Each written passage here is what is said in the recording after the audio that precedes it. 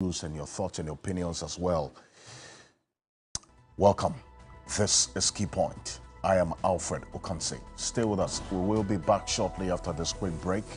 My guest will be joining me. We'll start the conversation. We'll be back shortly.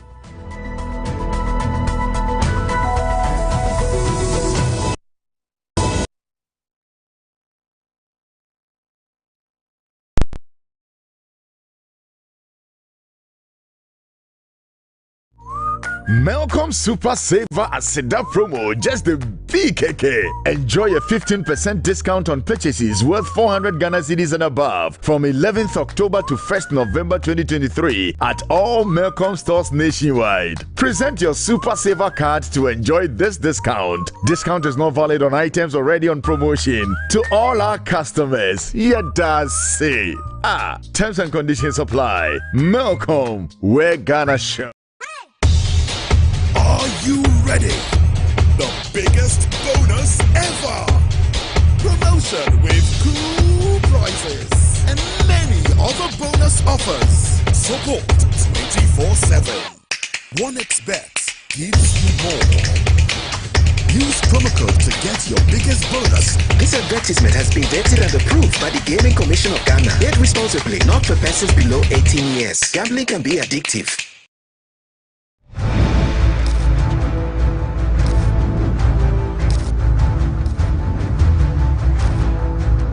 This is Hot Issues, your passport to the most compelling conversations of our time.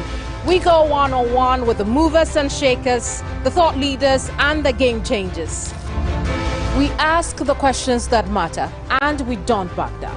Tonight on Hot Issues, I sit with the man at the center of corruption investigations. Join me on Hot Issues here on TV3. Hot Issues, coming soon on TV3. TV3, first in news. Ladies and gentlemen, mark your calendars for the most spectacular event of the year. On Saturday, October 14, the Aviation Social Center transforms into a food lover's paradise as we proudly present the TV3 Schools Connect, Food Bazaar, and Kitchen Wars Grand Finale.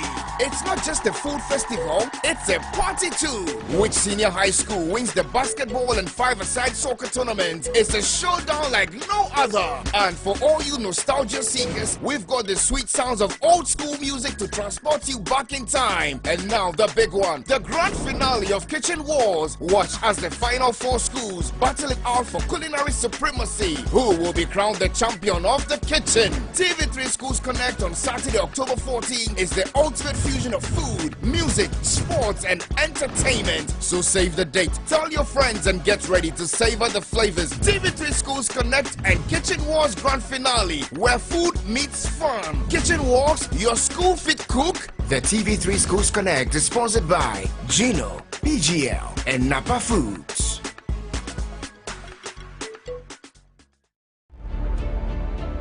Now, for the most part, many people, even at the age of 30, are not quite sure what they want to do with their lives. But this guest of ours on Today's Woman this week was blessed at the age of 3 to know exactly what she wanted to be. From when I was 3, as far as I can remember, I was 3 years old, I said I want to be a hairdresser. And then that was it. Yes. Yeah, So I never changed my mind. Excellence. Like, I never once said I want to go into this. No wonder she's been able to achieve so much with the red ginger label right here in Ghana. Any hair texture, if you don't put too much oily product on, it will dry within 15 minutes. This Saturday at 3 p.m. right here on TV3, Christine Tete is our guest. Make sure you don't miss any bit of Today's Woman. My name is Cookie. See you on Saturday at 3 p.m. Today's Woman with Cookie T shows Saturdays at 3 p.m. on TV3. Brought to you by Latex Foam. This cold. Mac Brown's Kitchen. Mac Brown's Kitchen. I'm ready to send me to Mac Brown's Kitchen. Brown. New season, new stations. Hey, Mac Brown's Kitchen. Nana, you want TV so I check. I knew who you check. But the Namia and Chacrano.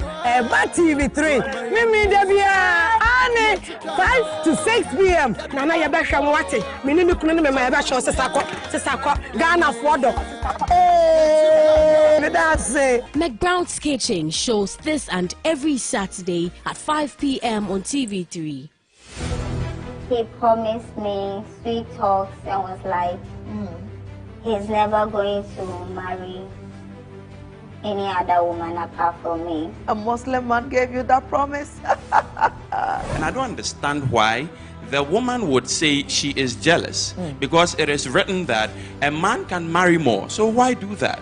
You people are allowed to marry more than one. So you shouldn't have given that fake promises. The Islam laws allows polygamy marriage. The co-wives are in love and they are making love. It's biblical. It's not a today matter. Angels went to visit men and men wanted to have sex with men. Listen to her confession. It is haram in Islam. It is forbidden in Christianity. It is against African traditional religion. So where do you even stand? In you is built a platform you have been oriented to. Most people, or most men of God who say, oh, polygamy is a sin, they have like 6 girlfriends. Confessions shows on Saturdays at 9:30 p.m. on TV3. Brought to you by MT.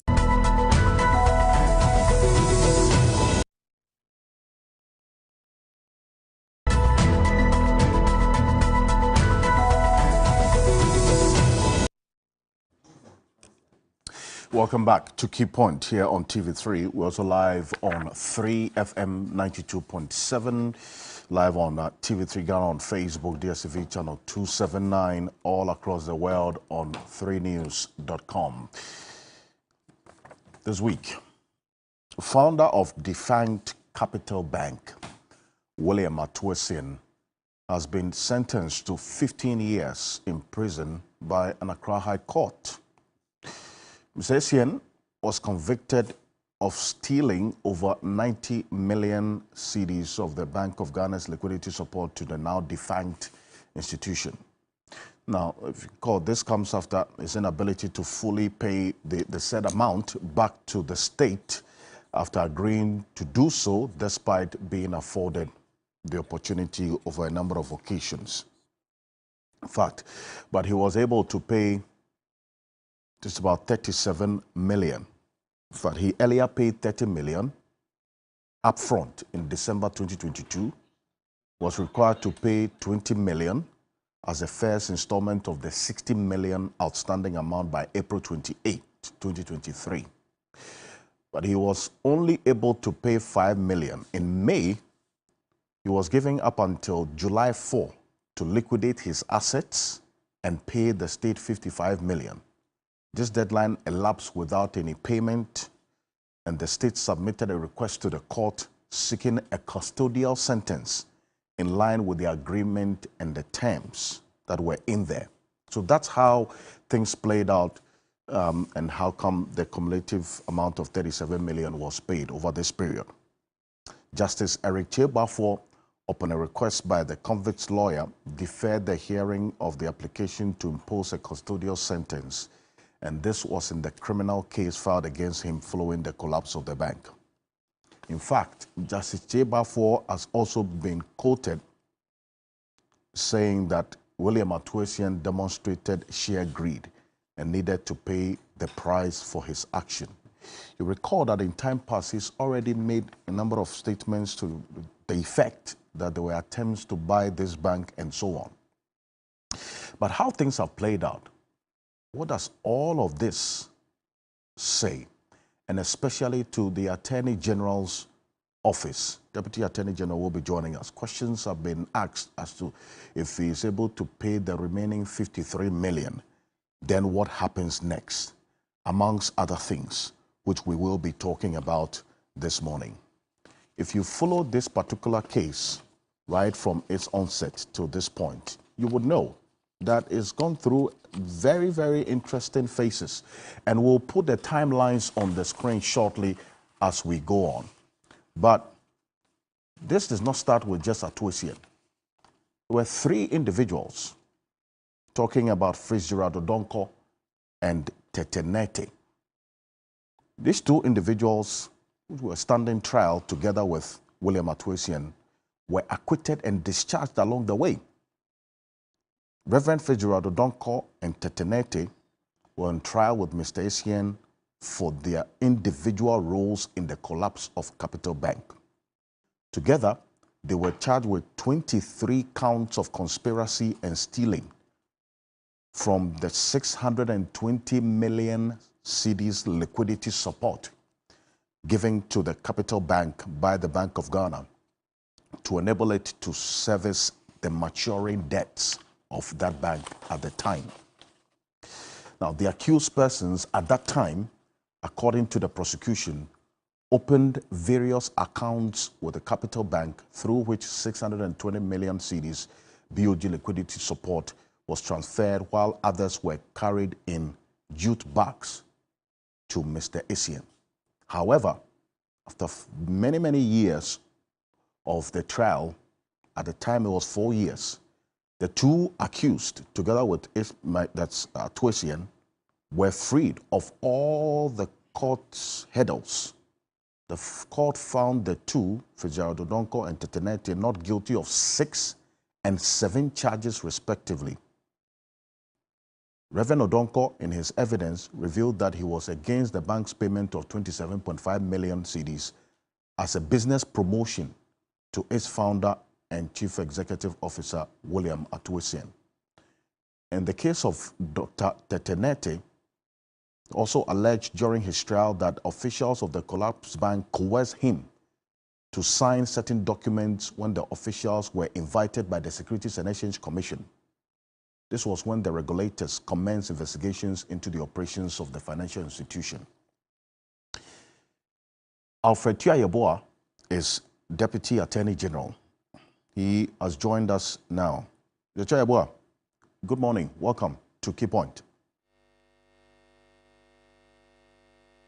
If you can unmute yourself for me. Yes. Good morning, my brother, and good morning to my co-panelists. Right. Good morning. Thank you. Also joining me in studio, Martin Kpebu, celebrated private legal practitioner, one of the foremost human rights lawyers we have in this country, the convener of the Komipreko Reloaded demonstration, and then also a leader of one of 3 individual bondholder groups. So, Martin Kpebu, good morning. Welcome. Morning, Mr. Counsel. Great. Professor Enoch Enchi is an expert in governance and leadership, written quite extensively about leadership on the continent and beyond, and also is the Dean of the Communications and Business at Academic City University. Professor Enoch Enchi. Good morning. Welcome. Good morning, Alfred, and I'm thrilled to be here. Good morning to all Ghanaians and those beyond listening to us and watching us live. Indeed. We've also been joined by Bobby Banson, who is also a private legal practitioner, one of the leading voices, in fact, an expert in civil procedure in this country. Is also a lecturer at the Ghana School of Law. Gentlemen, always good to have you join us this morning. On the basis of this foundation that gave to this story, just for the benefit of our viewers to follow every step of the way, these are the timelines. Take a look at this. August 2017, that was the period that the Bank of Ghana revoked the license of Capital Bank and declared it insolvent. October 2019, William Atuasian and then the others that I mentioned, their names, were charged with multiple counts of stealing and money laundering of the said amount. December 2022, Atuasian entered into this agreement to refund 90 million cedis. After a number of back and forth in court, this amount of restitution was then settled on. All other accused persons were found not guilty of the charges as I read earlier. April 2023, the Attorney General applied for custodial sentence, saying the payment terms have been breached. And then just last week, well, this Thursday gone by, 15 years slapped on Atuasian for failing to pay the 90 million. Now, he paid 37 million out of the 90 million. This is the breakdown of Atuasian sentence. Money laundering, 2 years. Stealing of 35 million cedis, 11 years. And then money laundering again, another 2 years. Stealing of 2 million cedis, 2 years. Money laundering, 5 years. Money laundering, 2 years. Stealing of 35 million, 11 years. And you see there. In fact, if you put all of this together, it's 95 years. 95 years in total. But because he'll be serving concurrently. Just let's help get an understanding of this. So all of this put together, 95 years, but then because it's going to be serving concurrently, it's 15 years. Help us understand, especially for the benefit of viewers, how all of this, the 15 years came to being. Thank you very much. Now, if you take our Criminal Offences Act, as well as our Criminal Procedure and other acts, you realize that if you commit a crime from a single action, you can be charged with multiple counts. It can be 20, 100, even 1,000. But if at the end of the prosecution, the prosecutor is able to prove all those counts and you are found guilty, the court will sentence you on each of the counts. And if you aggregate all the counts, you can even get 1,000 years. But because those counts arise out of a single activity or an activity that has resulted in all those counts, the court has the power to order that you serve those counts concurrently.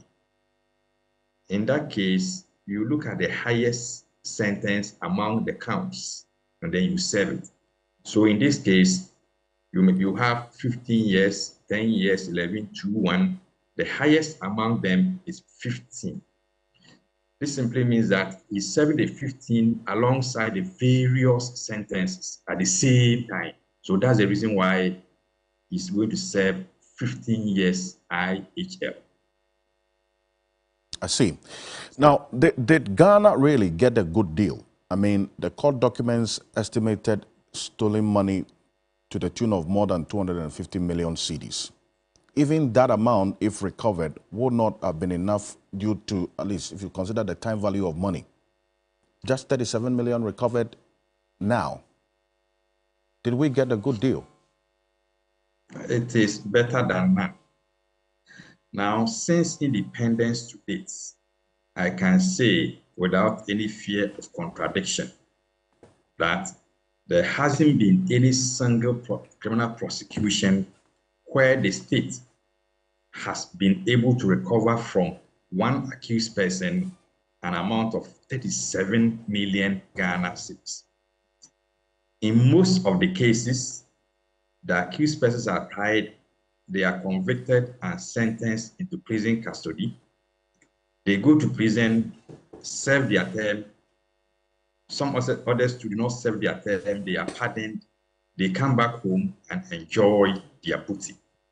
So in this particular case, having been able to recover 37 million Ghana cedis to the good people of Ghana, I think it's a very positive step.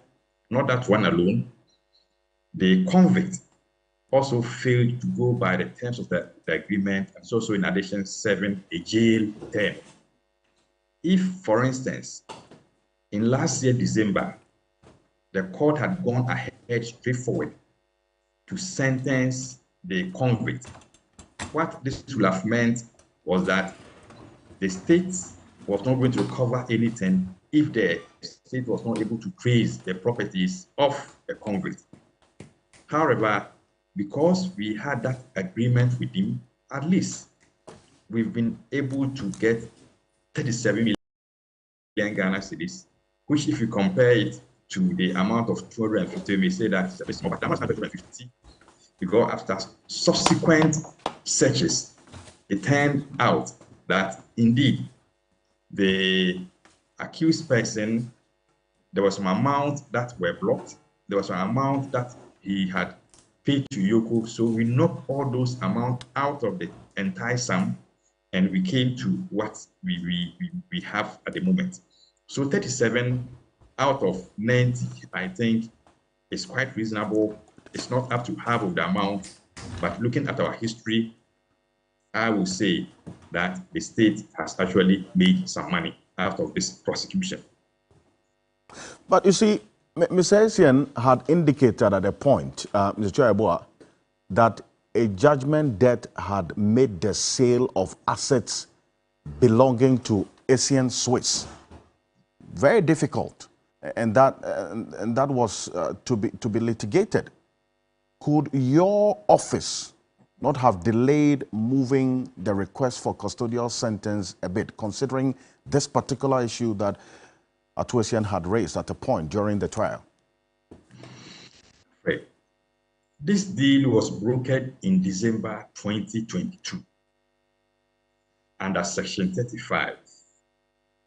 Now, if you read Section 35 of the Courts Act, any breach of that agreement simply means that all the outstanding sum becomes payable. So having breached the first term or first instrumental payment of 20 million Ghana cedis in April, per Section 35, he was supposed to have refunded the remaining 60 million Ghana cedis at a go. However, the judge kept giving him some time to redeem his pledge or his promise. We were in court in May. At that time, he had paid 5 million out of the 20 million. The court said we should give him some time. In fact, I know Counsel People is there, my brother too is there. If you look at Section 35, the judge has no discretion to even extend time. The moment there's a breach, the judge has nothing to do apart from passing custodial sentence. But the judge kept giving him time. We went to court in June. He had added another 2 million.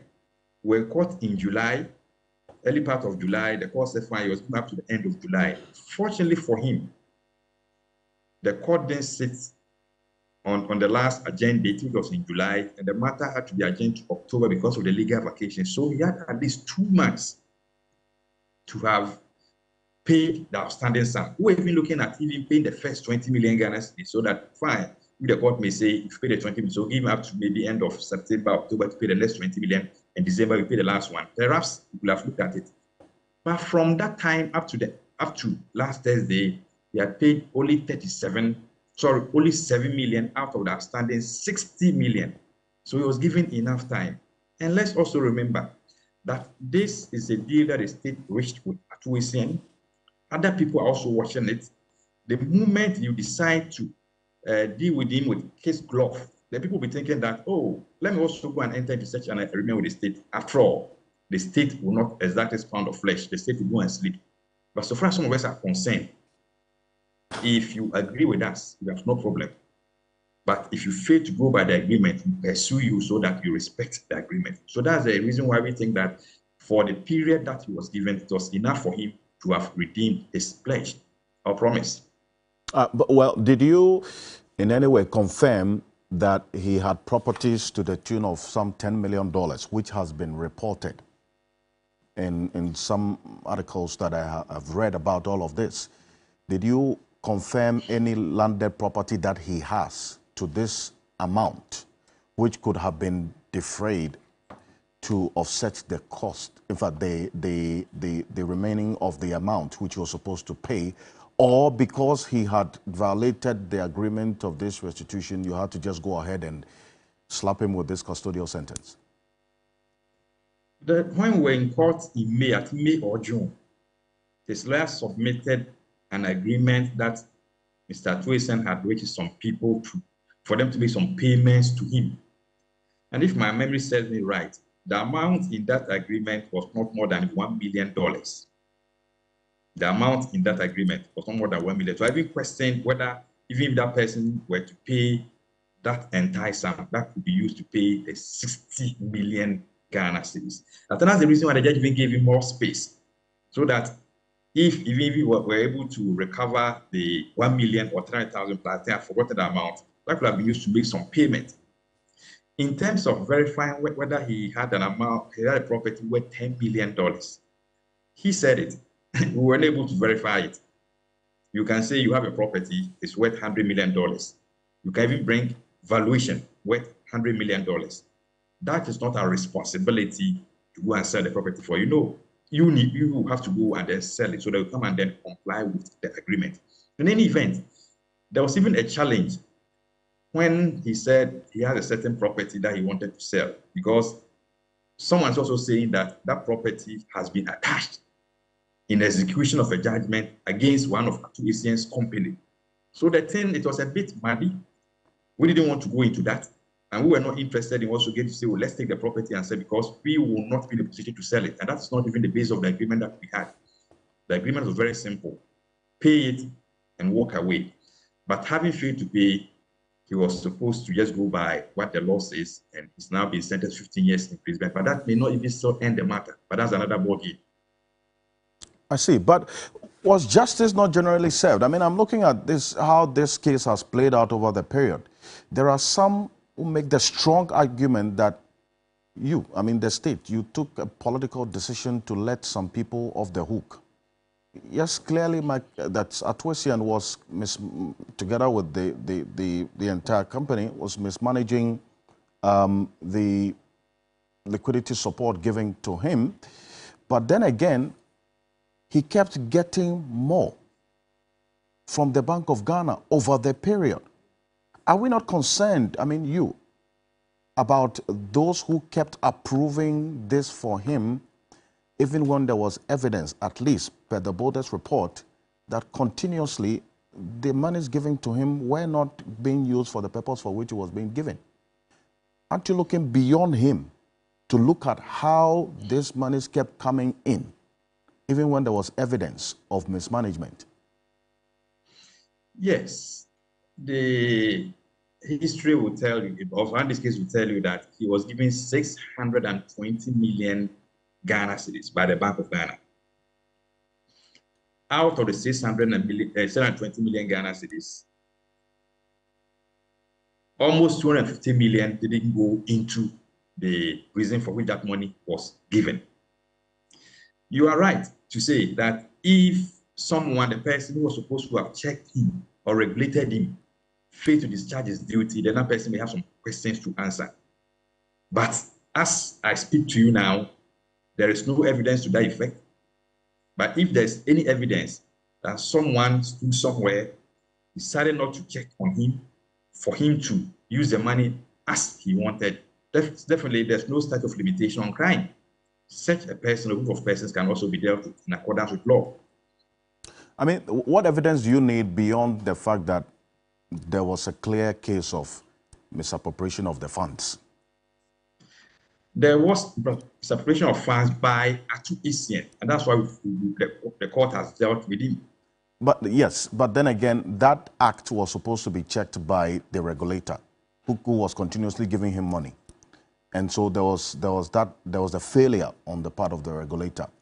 So, if you're saying that there has to be evidence for you to move beyond Ato Essien to now ask the questions of the person who was continuously, or the institution was continuously giving him money, then the point I'm trying to make is that the evidence of that act was the outcome of William Ato Essien's misappropriation. So then what else do you need to go beyond him to ask questions of the authority or the institution that was giving him the money? Yes, let me use this as let me cite this example. I came to TV3 for financial support for my farming business. TV3 conducts due diligence on my business and gives me an amount of, for example, 10 million Ghana cedis. I duly acknowledge receipt of that amount. I take it to my place, then use 9 million for the business. Then the other 1 million, I use it for something which is outside the scope of that business. In that case, absent any evidence that TV3 was aware that I was diverting that fund, can we hold TV3 liable and then prosecute TV3? To my mind, no. But if there's evidence that during that diversion, TV3 knew and actually was aware that I was diverting that fund, that's why you may want to hold them for also not being up to the duty that they are supposed to perform. I've given this analogy so that we can understand the situation of Bank of Ghana. I'm not saying that people may not be guilty or may not be culpable of having also committed one offense or the other. But I'm saying if we are able to get evidence that someone decided not to act or someone acted in a way that has resulted in a loss, financial loss to the state, that person must also face the law. But currently, Atuasian has stolen that amount. He has been dealt with, but there is no limitation on crime. At any stage, those who were in charge of Bank of Ghana during that period, they must not think that they can go and sleep. Further information may come and they be called upon to answer. And this further information will come from where? Is it from your own investigations, or you are relying on people to furnish you with that information as the Attorney General? Now, you know that the Attorney General does not investigate. We only receive reports of investigation. And in Ghana, the state agencies are responsible for the conduct of investigations into crimes. So I cannot perhaps disclose to you, but the state agencies are working. And if there is any evidence of wrongdoing on the part of any officer of the Bank of Ghana, I will be the first person to call for his or her prosecution, because we need to build our nation. Nobody will build a nation for us. So the investigation continues. It's not an investigation that's ended as yet in this Capital Bank case? All other cases, so far as even if after 50 years, there's evidence that someone decided not to perform his duty, and that has occasioned this loss to the state, that person will be called upon to answer.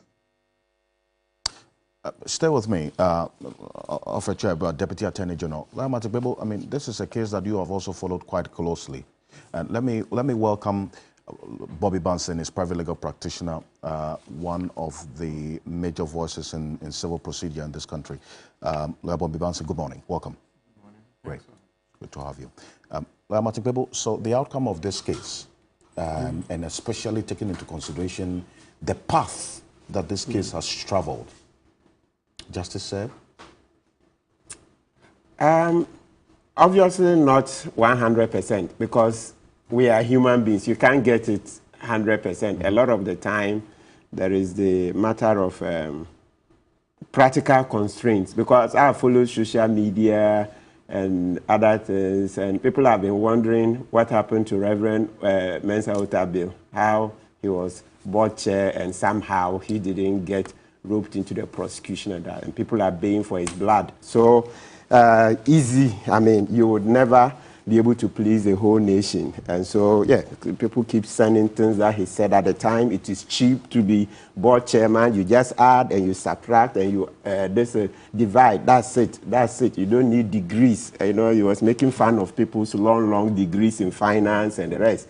He said, well, he doesn't understand maths, but he can be a good board chair. And so sometimes the degrees people are piling are useless and all that. It's like, wow, you say it. So, look, let me tell you, one thing is very clear. We didn't do enough forensic investigations of this case, because for such monies to be given to the bank, and yet some didn't end up with the bank, the board chair has questions to answer. In any serious criminal justice system, the board chair will have serious questions. investigations were done, and it was also clear. But it's not every investigation that's an investigation. Don't forget, we are coming to the current one that the Attorney General did on the from Pom Boateng report. You see how the investigations are so incomplete. So incomplete. So, but our fortune is that one, the report was brought out, and so we can see the loopholes. But the Atuasian case, Capital Bank matter, I'm not sure they brought out the AG's opinion. We didn't get to follow. You know, those days, things that was the elephant in the room. It looks like, look, let's speak plainly. In a democracy, if we are scared and don't want to hold the bull by the horn, we will not make progress.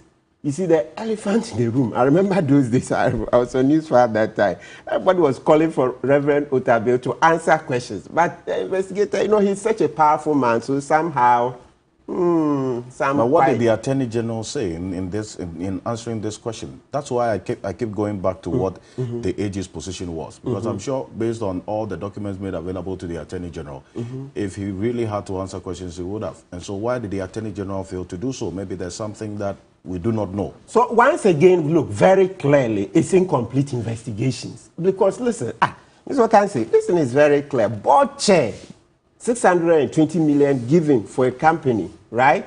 Then somehow 250 ends up with a twist here. And you say the board chair doesn't understand. So when the matter came out, there were parts of it that went to Otabil and Associates. Do you have that side of it? I was trying to, do you have that document? The part that shows what went to Otabil and Associates and the rest. I don't know how this country, you see, the truth of the matter is that he's a very powerful person. So because of that, somehow, you know, there are biases and the rest. But listen, one thing we can't dodge is that this money is too colossal, okay, for us to say that the board chair would not have any questions to answer. So one thing we should be very clear is that, you see, as a society, it looks like we are not reading enough. We have a big deficit when it comes to these public matters. We think anything a politician comes to say is true. Listen, you read Plato's Republic, and it tells you that there's no honest politician. These are some of the basics. Maybe every day we come here, we should repeat. A politician comes to tell you something, you think that's the truth. No. And Plato's Republic is what? 360 BC. It's rubbing shoulders with the Old Testament. 360 years before Christ was born. Socrates tells you, you know, that's where democracy started. He observed and he tells you that there is no honest politician. So it's not everything government officials or politicians come to tell us that we should believe. We must always fact check everything. You see, like I just told, the current one, this from Pomboatin, the AG's opinion. You read it and you're like, really? You see it? And I'm sure there are things in the past that we've seen that no, government hasn't done it well. So we need to constantly remind ourselves that, look, our politicians, they are human. They won't get it all right. Okay, sometimes it's not intentional. Other times we know it's due to corruption. It's very intentional and all those things, right? Yes, so the thing is that, look, our populists are saying that they are not happy that Reverend Otabil has not had to answer for his role. And so, look, the AG, I beg him, he shouldn't just say, Deputy Mr. Chair, very nice man, you know, very nice. So for him, I like the way he's very open. That's how lawyers we are trained to be. So he accepts that. But it's not always the case, is it not? That you are very open. No, I mean, he has, maybe he's taking a different path. But the openness that you talk about, there's a lot of opaque. No, I mean, in his public statements, what I like about it is that when he comes on the shows and you push him on a direction that they haven't looked at, I say, look, okay, often you hear him say, if the people, our collective wisdom is that this is the way we should go. Why not? You remember on Wednesday, we did the asset declaration, this dialogue, how to improve the asset declaration law. He kept saying that, look, if citizens are asking for publication of all the assets that have been declared, like we used to do under PNDC law 280, and also in 1979, when under SMCD 216, a lot of people had to appear before a committee to justify their assets, and they were disqualified. Notable among them, J.H. Mensah, Jantua, Lindsay, Igala, etc. What did he say? He said, well, if the citizens want publication, why not? Citizens push for it. It will go into parliament and so be it. That is far better than the ones who come and they are so defensive and say, no, no, no, they know all of it. But once again, if you read Plato's Republic, Socrates will tell you that a man's wisdom is in knowing the boundaries of his knowledge.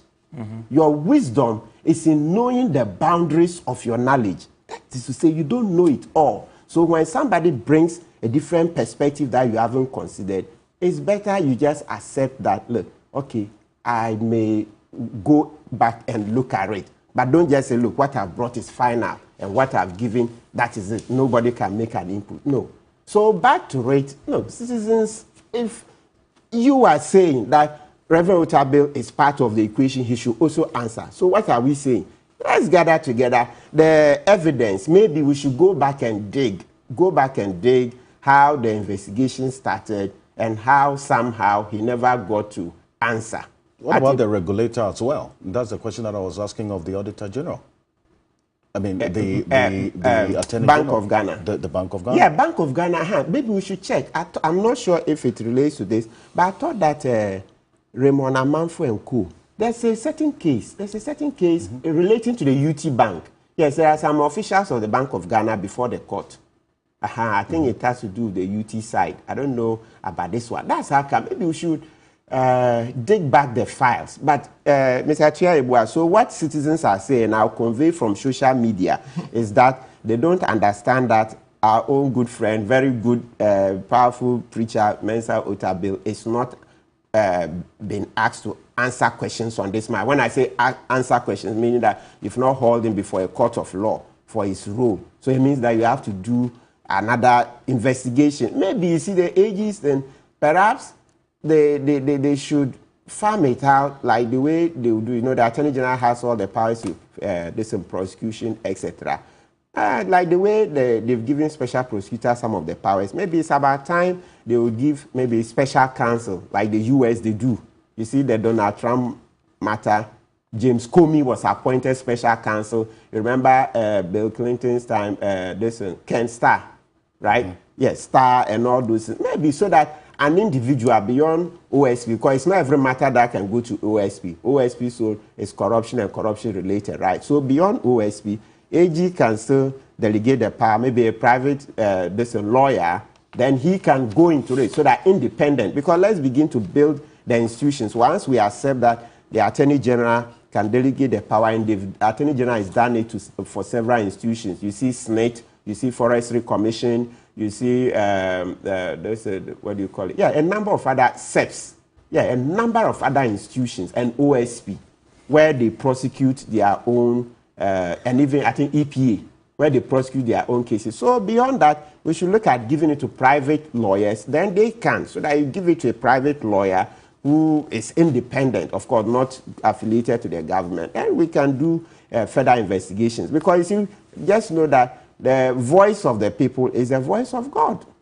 Yeah, the voice of the people is the voice of God. You cannot also discount the element of the politics in this whole process of the closure of these institutions over the period, in taking into consideration how things played out as well, is it not? Yeah. Yes, especially I know the closure of the institutions is one matter that has caused us extreme pain and anguish. I mean, and this retarded our economy in certain respects, because, you know, by some accounts, by closing down all these banks, etc., they say about 50,000 people lost their jobs. And you know, for me, every day I come here, if I don't talk about the poor and vulnerable, there's no way the show will be complete. Indeed. Because we have to make it relevant to the ordinary man, the man who needs to put 3 square meals on his table, that's or the needs to cost get of this. That is it. And so something that we've seen that we shouldn't have gone for the nuclear option, like this Honorable Kujeto referred to it. The nuclear option is the closure of the banks. We could have done what? Giving them opportunity to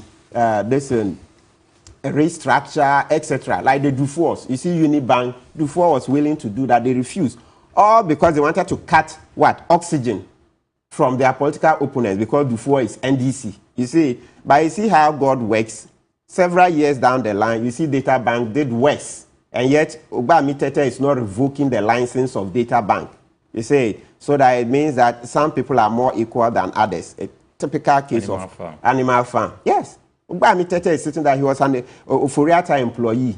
So he's not interested. Data Bank said after some time they had to close this in their offices because there was a run on them, right? They couldn't pay. And then since then, you know, it's been one story after the other, and the Securities and Exchange Commission run by Obama Tete is quiet on it. Meanwhile, people who had the licenses revoked, Capital Bank, Sovereign Bank, UT, look at Mwabing, our foremost Ghanaian businessman in terms of banking. Couldn't we have saved him? Couldn't he have saved? Yes, people do. You know, you go back to the US, they'll tell you too big to fail. Too big to fail. It's something they don't joke with. You look at this man, you see that no. Look, he's employing several thousands. as for money and what do you call it, crime, they go together. Any place you see a lot of money, definitely there is crime. Otherwise, we will all be very rich. Otherwise, everybody will be rich. But you look at yourself and you see that you don't want to do certain unethical things. Oh, money, a lot of money goes with crime. That's it, true. Everybody said that most rich men, the first $1 million minimum is related to crime, even if subsequently the person is steering off crime. But a lot of money goes with crime. It's simple. There is no way you can say that, look, you see a lot of wealth and it's all clean. No. You'll be kidding yourself. So we have to get used to some of these things. You look at America, what happened? The companies, they're too big to fail. They passed laws. Wall Street. Yes, Wall Street companies, Merrill Lynch, Bear and Stern, all the investment companies, Goldman Sachs and the rest. Yes, when they catch them doing anything wrong, yes, they'll find them, but they don't revoke the license. You give them a bailout. Exactly, and then also, yes, so they gave them the bailout, and then people were even calling it, you socialize the cost, but you privatize the profits. Yes, the Americans are not happy, but that is how it's done there. But we just revoke the licenses of opponents, and when it's our turn, we don't revoke our own licenses. So we need to learn. This country is changing, and we are reading, but those who read should be willing to step up and talk, because people rather prefer to send you messages. One person can't talk. One person can't do all the talking. So especially the middle class, the professionals who are so scared, you don't want to lose anything. And they will tag me NDC, MPP, so I'd rather not speak. If you don't, well, they say wise people who refuse to participate in governance. Why? Are ruled by fools. Wise people who refuse to participate in governance are ruled by fools. It's also by what? Plato. So today there is all There's a lot of the Plato quotations from you. Martin, thank you. We're receiving a number of messages about our Facebook stream. So let me put it out there that we have a little challenge with the Facebook stream, but we are streaming on YouTube. So TV3 Ghana on YouTube and also on X. You can call it Twitter, but we're streaming on these two platforms. On YouTube, TV3 Ghana, so you can watch the program streaming live on YouTube, TV3 Ghana, and then also on X as well. Prosenchi, so on this case, and I know that this is one that at a point, the passionate appeal was for justice to be served, to ensure that all the persons who are affected in every way are also serve the justice that it deserves, while we are dealing with the politics involved in the process as well. The outcome met your expectations? Thank you again, Alfred. I think that the people have a lot of questions, and now we can see that there are more questions than answers that we are seeing now. I teach a lot about boards, and I do a lot of consulting about boards having one voice. So there's no way, you know, a leader of a bank can do anything without approval of the board. How money went to somebody, 250 million Ghana cedis in jute sack. Jute sacks are supposed to be used for cocoa, not for money. But that is exactly what we saw. And when we talk about stealing and money laundering means you are taking money to another person's country. Why we steal money and take it to other countries, I don't know. Maybe we don't believe in our country, and that bothers on our patriotism. When you see you come to America, everybody's lawn, everybody's house, you have American flag. Anywhere is American flag. It's not the Democratic, Party flag or the Republican Party flag. It is the American flag because we believe in America. Now, if you come to Ghana, you go to even hotels, and then you see American flag, British flag, and then the Ghana flag is missing. Wherein lies our patriotism? Because we believe in others, not in ourselves. This is a country of 340 million America. This is the Constitution. And this Constitution, this little Constitution, comes with even Declaration of Independence and Bill of Rights and amendments. Now look at 34 million, according to the current, our population, 34 million. And how big our Constitution is. Yet, we find problems with the law and interpreting it. That is when you pick somebody's culture to become your law and you don't understand. So we picked the British and the American Constitution, merge them together in our country. We've ignored our culture, and that's why we are having problems with this law. And I've been calling and calling, we should amend this Constitution, else this country will not move forward. Amen. Look, a system that is not working, you change that system. If you don't change that system, you will always have problems. What system do we have? Whether you steal an elephant or you steal an ant, you are still a thief, right? That's simple analogy. Now, I have some challenges with what we call the plea bargain. The plea bargain that the Deputy Attorney General talked about is that pay it and you go away. Don't pay it and you go to jail. So let's ask ourselves, the person who steals a chicken, and I've seen many cases, goes to jail some 5 years for a chicken. How much does a chicken cost? And then somebody stealing a goat or a sheep goes to jail some 10 years, 8 years. We're talking about this money, 90 million Ghana cedis. That is more than $8 million. And you go to an agreement with the person that come and negotiate with us.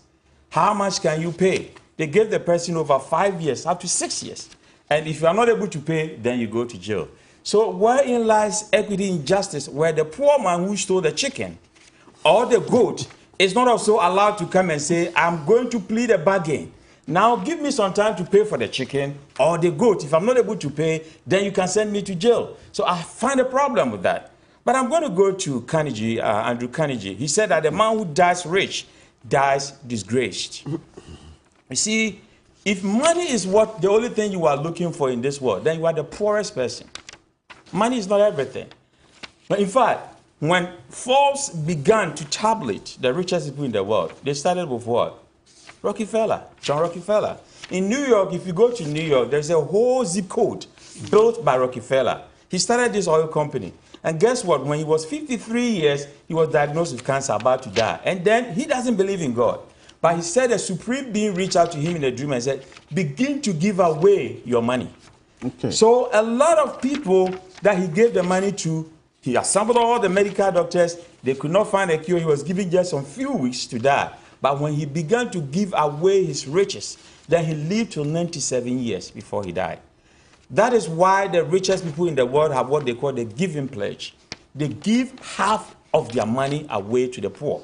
So if money is the only thing you are looking for, then you are the poorest person in the world, because those who mention their names now, the Jesus Christ, the Muhammad, the Prophet Muhammad, Buddha, all these people with followers on this planet, they didn't have money, but they taught us values. So this country is losing the soul. Individuals have souls, businesses have souls, a country have a soul. But I'm beginning to think that this country doesn't have a soul, because greed is really walloping us. We are stealing and stealing and stealing. What are we doing? Even when we steal the money, my name is Opoku Entry, not Owusu Entry. So it's Professor Opoku Entry. Now, because I saw it on the screen. On the screen. Now, when we steal money, we take it to other countries, But look at Dubai. Do they have a democratic system? No. But it is flourishing because the leaders believe that they have a vision. And the followers are following with that vision, and it's working for them. So what is the vision at all of this country? What is our vision? We don't have any vision, we don't have any mission, we don't have any values. And because of that, individuals come in and do whatever they want and leave. Greed is killing us. But I'm going to quote this from Friedrich Nietzsche. He said that silence is worse. All truth that are kept silent becomes poisonous. Now, those who are even stealing the money threatens you when you talk about it. Mm-hmm. Mm-hmm. We know about Jadape's case and what happened to my brother here, at the court. When you talk about the very people and then we threaten them, I want to recommend again the special prosecutor what he's doing. What the special prosecutor is doing, bringing the FBI, making sure that the judge is changed, because the biggest pillar of any system, any democratic system, is regulation. So when we falter in regulation, that is why law is the biggest money of every developed country. Because if you are not supposed to park your car here, I remember when I moved from the state of Ohio to Wisconsin, the state of Wisconsin, every day I was given a ticket. Why? Because when you go in this way, you're supposed to park your car facing this way. And then when you are coming this way, you're supposed to park your car on the road facing this way. I didn't know, because in Ohio it's different. And every day I'll be given a ticket. I said, what's happening here? And they explained the law to me because regulation really works. But the way we regulated these banks, 9 banks collapsed. 9 of them. We have the UT Capital, the Beach Bank, the Construction Bank, the Sovereign Bank, the Unibank, the Royal Bank, the Heritage Bank, and then the Premium Bank. Look at the money, plethora of money we sunk into collapsing this business.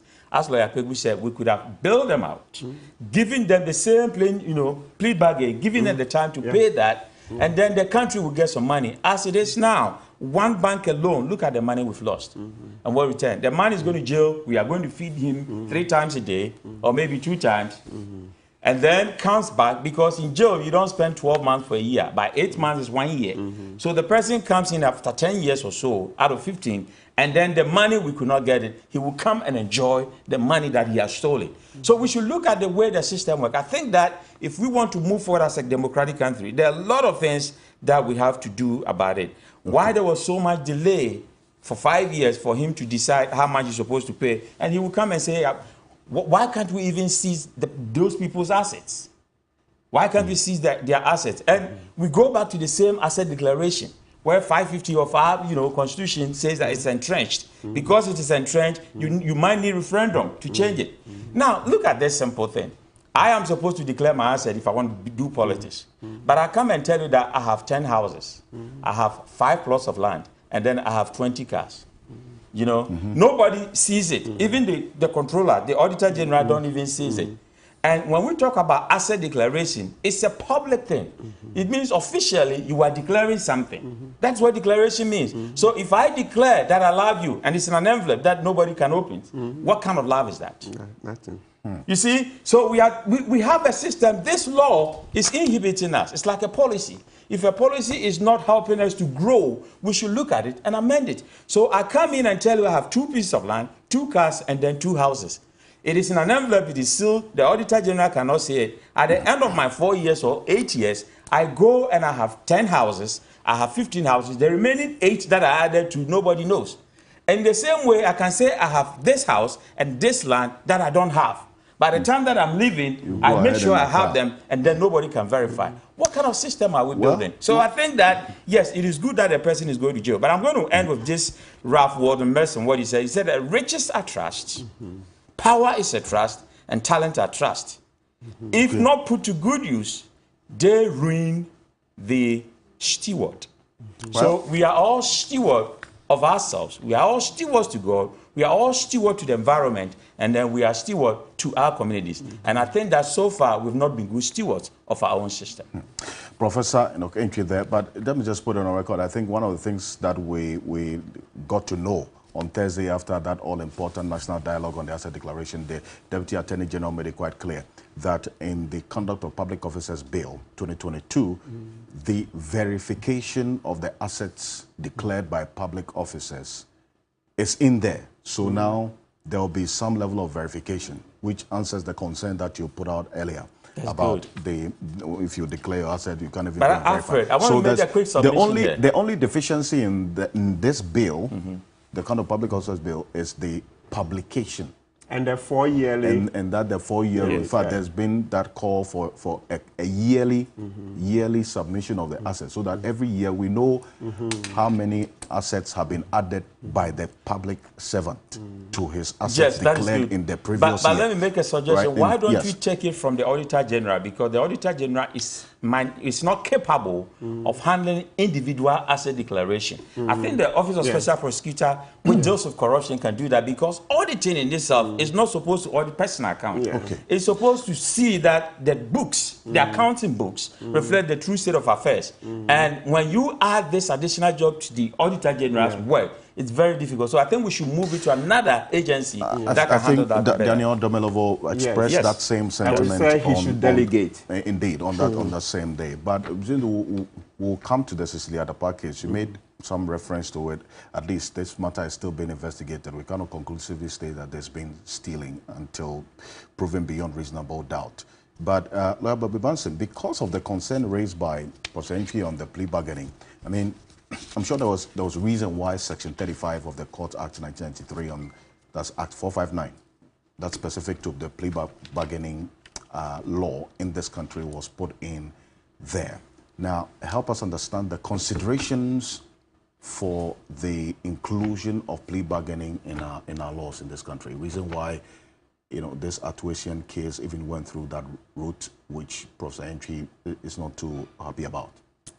Well, Fred, I hope that I'll be given an opportunity to touch on the other persons being roped into the indeed. issue. That you okay. just clear this up. And Prof, the plea bargaining, I don't think is only practiced here in Ghana.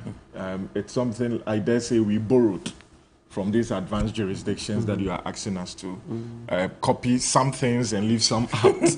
And it's not also limited to offenses like big monies.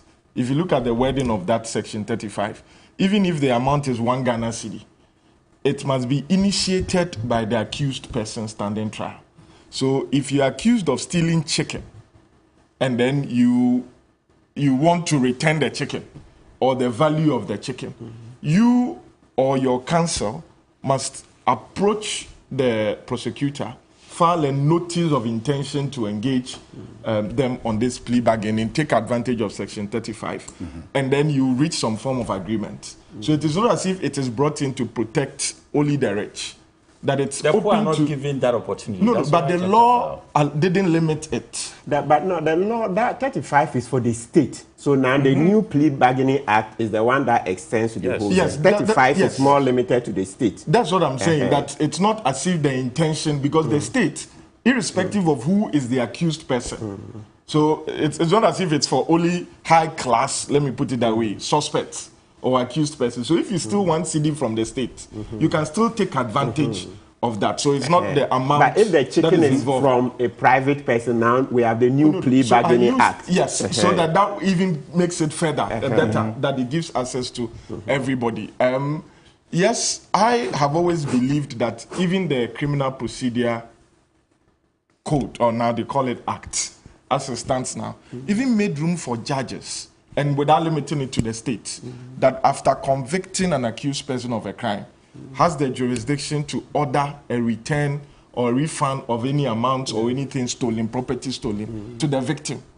So, but what the plea bargaining law had made it very clear is that you must first plead guilty. So remember the Malamisa time, the $40,000. He was ready to refund it, but the condition was that you must plead guilty before, and he didn't think that he had actually stolen, and so he refused to plead guilty, for which reason the state was not ready to engage in that negotiation. And so the major consideration is that you must be able to accept the offense or the charges, then you'll first be convicted on your plea, and more or less the sentence, for lack of a better word, will be suspended pending you fulfilling the terms of the repayment schedule that you've agreed with the state. And if you are not able to, like the Deputy Attorney General said, fulfill those terms, then they can come back to exact the full sentencing. And so I believe that it's a law that people can take advantage of. But we should also remember that the victims also have a role to play in this plea bargaining arrangement. And so if the victim is not satisfied with the plea bargaining arrangement, the victim has a right to object to it. So it gives the victim the opportunity to, so it is not as if, like Senior Tebu said, if it's extended beyond the state, and then you have gone to steal somebody's chicken, and you are ready to refund. The person whose chicken has been stolen may have a right to say, I'm not interested in this. So the double coincidence of once you can. Yes, and then you leave it to the judge, because the judge even can reject the bargain. So you see, in Atuasian's case, the first agreement that was submitted, the judge rejected it. So it's a law that I think gives consideration to all the interest or stakeholders in that particular offense or in that particular charge that is being, and I think that if it's implemented well, and the considerations or the interest of the victims, be it the state or the private individuals, are well taken care of. Because sometimes, let's accept it, it's not every victim that would want the accused person to serve jail time. Like you said, Mr. Asian is going to jail. The state will incur expenses taking care of him. Yes. And so if the victim says that, let me take my money, I don't want any trouble, I don't want wahala, then he should be allowed to then exact that. Even in the Court Act, I believe section 73 or 74, makes provision for in misdemeanors and out of court settlement. Yeah. So it's something that gradually progressed over time. Yeah. And that at every point in time, there was an intention that it is not every crime that if the victim, the state, and because crime is prosecuted by the state, and the courts think that it's an opportunity to solve the matter amicably, I'm using my words loosely, then they should give that opportunity. But there are some offenses that obviously you cannot do plea bargaining in, and they've listed some of them in the act as well. I think the NCC should educate the populace about it. Because I think that this intervention is extremely important, brings some clarity, Bombi Bansin, to the basis for Section 35. So at least there's a clear understanding as to why people... I want you to just give me a minute, because Alfred has to leave. But don't you come to the substantive point of expanding the scope of this this investigation, even after the Atuasian jail term. But you see, charges were filed against a number of persons. I mean, that's a reference that Lawyer Matipebu made earlier. Atuasian and two other persons. The two were let go, as I indicated earlier, based on the court's own reasoning and per the defense put out by their lawyers and the fact adduced in the process. Now, Atuasian changed his plea on Judgment Day.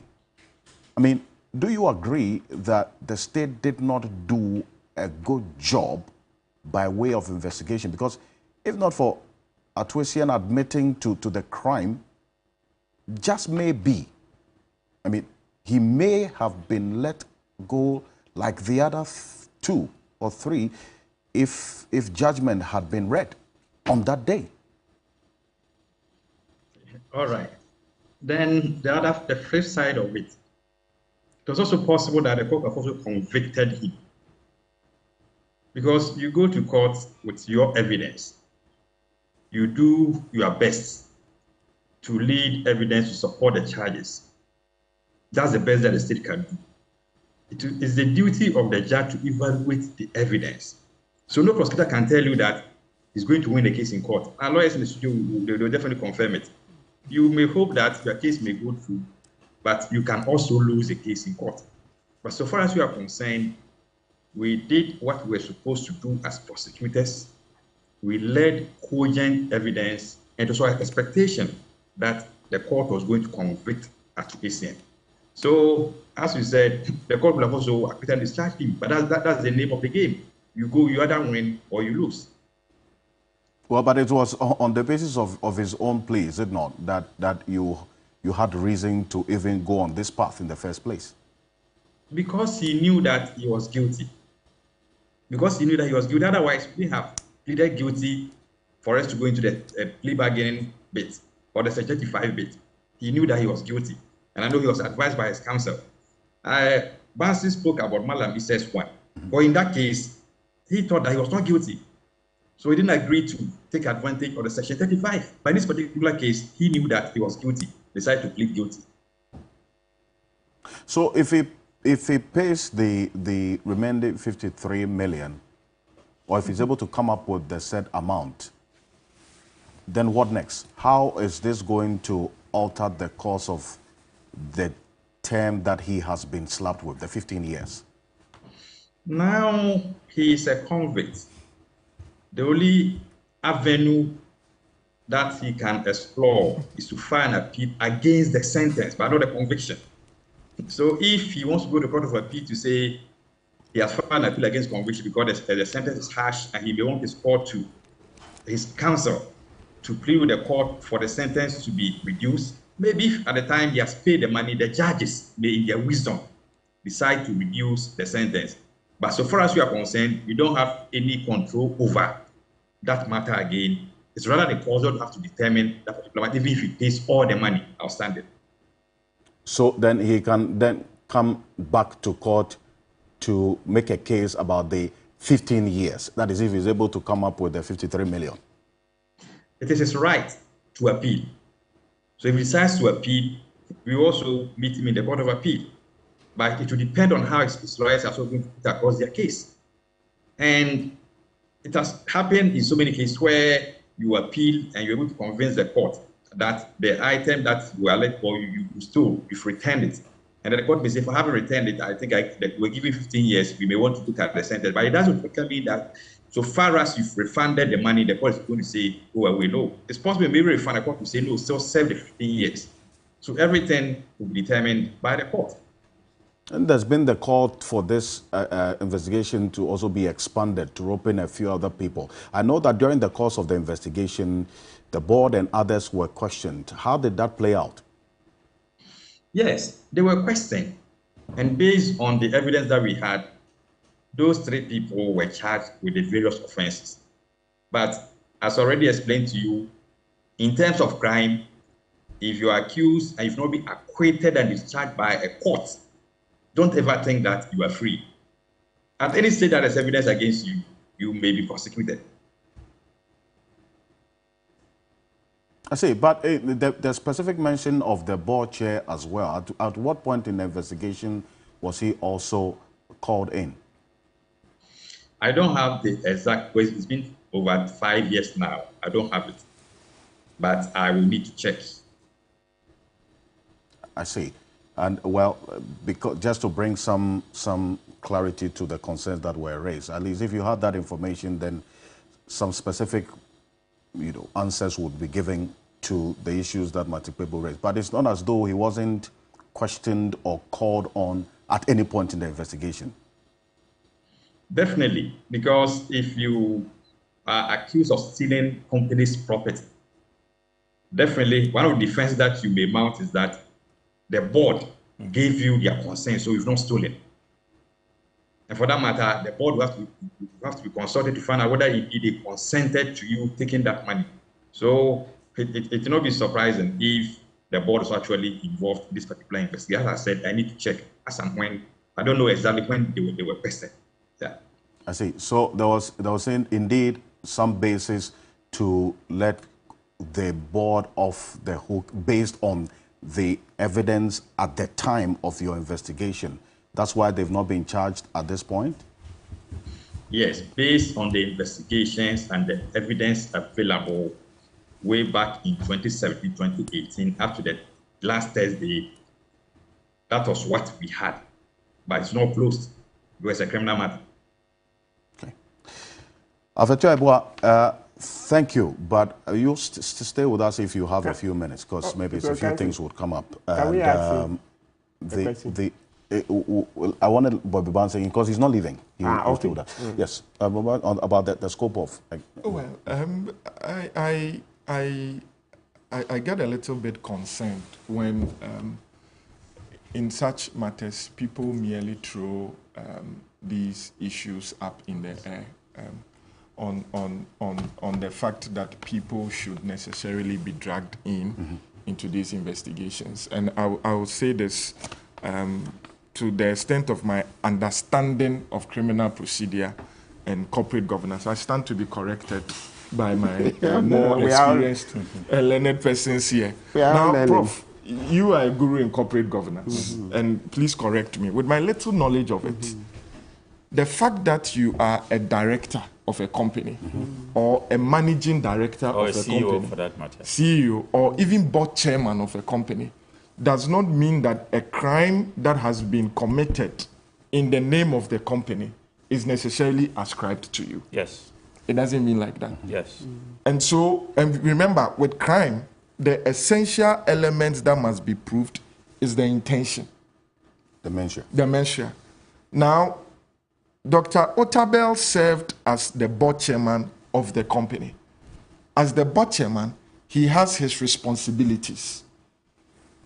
Every director on the Capital Bank board had their responsibilities. Some may be executive directors, some may be non-executive directors. Remember, it is not only Mr. Essien who was charged. 3 other persons on the board, In fact, there was a lady who was initially charged, and after the prosecution has closed the case, her lawyers filed submission of no case because there was no proof that she had been involved in any of the allegations, and it was upheld by the court. Kate, I think so, Papafiu or something. Yes. And so it is not as if the fact that you're a director of a company automatically means that if the MD commits a crime, you should also be found liable because you're a director. More so when you're a board chair.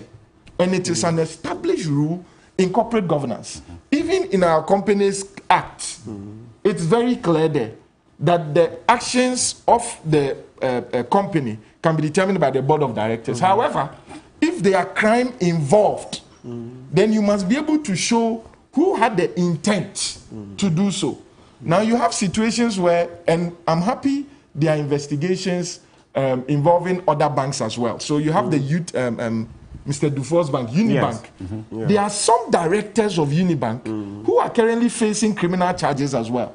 Not all the directors. And if the Attorney General is here, I'm sure he can let us know that some directors, even in Unibank case, have now been roped in, for lack of a better word, as prosecution witnesses against their former MD or their former board chair or former directors. And so the fact that Dr. Otabil was the board chairman does not necessarily mean that he participated in the crime that Mr. Atuesien has been found guilty of.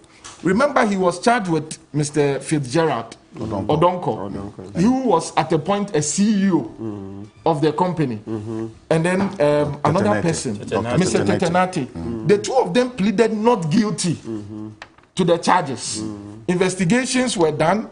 The Attorney General saw it fit to charge them, but they pleaded not guilty. Mr. Atuesien initially did not plead guilty. Now, after the prosecution have closed their case, maybe his lawyer saw the evidence that have been led and advised him that let's go and negotiate this. Now, nothing stopped Mr. Atuesien in his statement he gave to the police or in the course of the investigations from saying that, listen, I didn't chop, I'm using the words loosely. I didn't chop the money alone. I chopped the money with Alfred. So I cannot go to jail alone. Go and bring Alfred as well. And he will need evidence to show that he actually gave some money to Alfred. Now, Senior, you spoke about some money is going to Otabil and Associates and some other persons. The receiver sued them in civil action to recover all these monies. I don't know the thing we are asking for, you see, Bobby, you know, we sit here, we have to amplify the voices of the people. People are not happy. So can the AG come out with the opinion? What is the evidence so that we can analyze? Senior, but the people's opinion, like you said, that is it because he's a powerful preacher? Yes. Is it? But that is what I'm saying, that in criminal law, it doesn't work like that. You and I understand what I'm saying. The point I made, okay, so let me stress, is that then in that case, they should bring out the evidence, what they found. They will analyze. Because I just showed you that so that we can analyze. Until Thursday. We want to analyze. No, until Thursday, the case was still pending in court. Yes. The report that the outcome of the investigation is what has led to the charge that has been levied. Unless the people, as we are referring to them, are saying that the AG should publish the outcome of every investigation. But we know that it cannot work like that. It can help. You see, when this one happened, you see the loopholes. Now we are pushing back the AG to go and do the right, and ask the police to do the right. It will help. Like, because I just told you that wisdom is in knowing the boundaries of your knowledge. We all don't know it. So don't give everything to AG alone. Many mistakes will be made. Don't make that mistake. Don't make that mistake. I want Bobby Bassing to make progress. Are we calling publish the so are we saying that from now on, every opinion by the Attorney General in respect of any matter of national interest should be published? Okay, if that is what we want to do, then I think it should be generalized. But the fact that, because you said, and I've not read these social media comments, that is it because Dr. Otabil is a powerful person, and so the Attorney General left him off the hook. I think that is quite unfair. The impression, it's a question. How can you say the question is unfair? In governance, it's a question. Gentlemen, no, let me submit this. In governance, the board oversees the action of the CEOs and the directors. So if there is money siphoned and the board is not aware, it means that the board did not do their job. But the consequences of the board not doing their job may not necessarily result in criminal prosecution. So you lay it out. That is why before 2018, the Bank of Ghana was defective in terms of their regulation of the corporate structures of banks and financial institutions. It was after this financial cleanup exercise that they decided to bring regulations to make sure that, for example, you cannot be an MD for more than 4 years or 5 years. Before that, we had MDs who were there for 10 years, 20 years, as it were. And so if the law did not have any civil or criminal consequences for such actions, and before 2018, so that the fact that you are an MD or you are just a mere director or board chairman, and you laxed in your oversight responsibility, it doesn't necessarily connote criminal intention.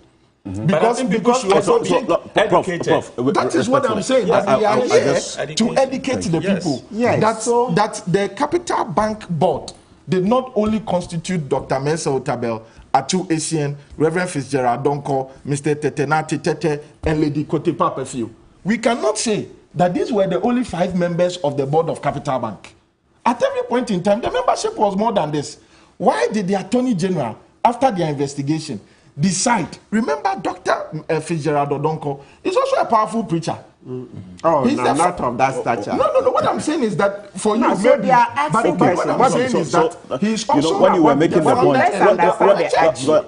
you were making the point, he was quiet. Charged. So I want to allow you to make progress. If the people should want accountability or justice, as we all know, is dispensed in accordance with law, statute, case law, and well-defined practice.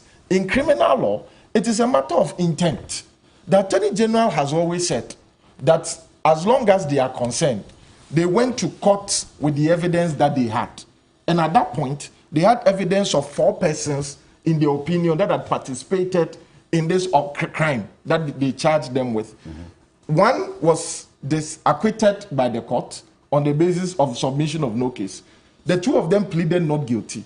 Mr. Atu Essien nowhere in his statement has said that he connived with other members of the board. If he did, it would have shown. And that is why I'm saying that we must not take sight of the fact that there was a civil action commenced by the receiver against other entities, including Otabil and Associates, to recover any monies that had been taken by them that ought to have been given to the bank. And that's why I asked the Deputy Attorney General the specific question that was the board chair at any point invited during the process of investigation? Yes. And he said yes. Yes, they invited him. Cleared. Unless we are saying that the statement he gave, the investigation report, all those things should be made public. But Senior, that is what I'm saying, that if that is what we are expecting, then it becomes some way in criminal jurisprudence. Because if I am invited to the police station and then there's an allegation against me that I have been involved in a crime involving the state, if the police, after the investigations, do not find that there's any evidence, they should still go ahead and publish the statement I gave to the police and the investigation report. Then every day there will be publications in this country, because a lot of people walk to the CID, they walk to the Financial Forensic Fraud Unit, they walk to IOCO. The police are interested in, listen, and I'm not saying that these people have not committed any crime. I have not seen the money stolen. The money stolen is the evidence in itself. The person who stole the money has admitted to stealing it. But who was taking oversight responsibility? That is what I'm saying. Where is the account? Should the board not see? Prof, that is what I'm saying. That it is possible that he acted without the involvement of the board. It is possible. And didn't show in any accounts. That is what I'm saying. And the board could not catch that. That is what I'm saying, that the board may not have played their supervisory role well. I'm not denying that fact. But that does not necessarily mean that they should be liable for criminal prosecution. That is all that I'm saying. Yeah, that's fine. That the fact that they had not discharged the obligations as board chair or as directors does not necessarily mean that they are liable for criminal investigations. Because, Mr. Alfred, if you we're in this country when the UN Secretary General, the one who died, the Ghanaian, Kofi Annan's son, was involved in an international scandal. it became a huge thing. I forgotten whether it was some food for something, something. I forgot what Iraqi it was. thing. Yes. Iraqi. The UN Secretary General son. For food.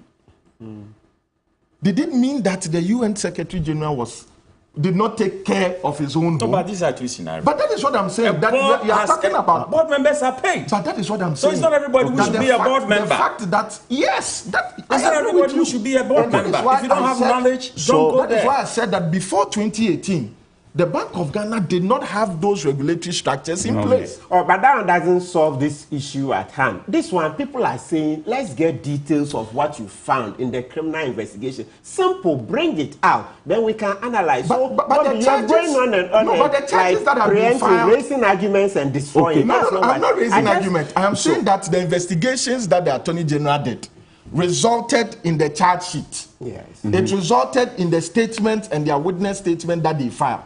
Those are public documents. Unless you want the Attorney General to explain why the other members of the board, they did not find them guilty. They did not find it useful to charge them. They will analyze. I'm not aware of any public document that shows the kind of evidence they got on the Otabil matter. I'm not aware. If the Attorney General said he is not aware. Yes. He said that it was not 5 years in investigations. Okay. He doesn't have the details. So you can't even tell us smatter of it. No, but at the end of the day, the persons they found guilty or they found that may have been involved in the criminal action, they have charged them. All the documents in support of the case of the Attorney General is in the courts. Any person who wants it can go and get a copy.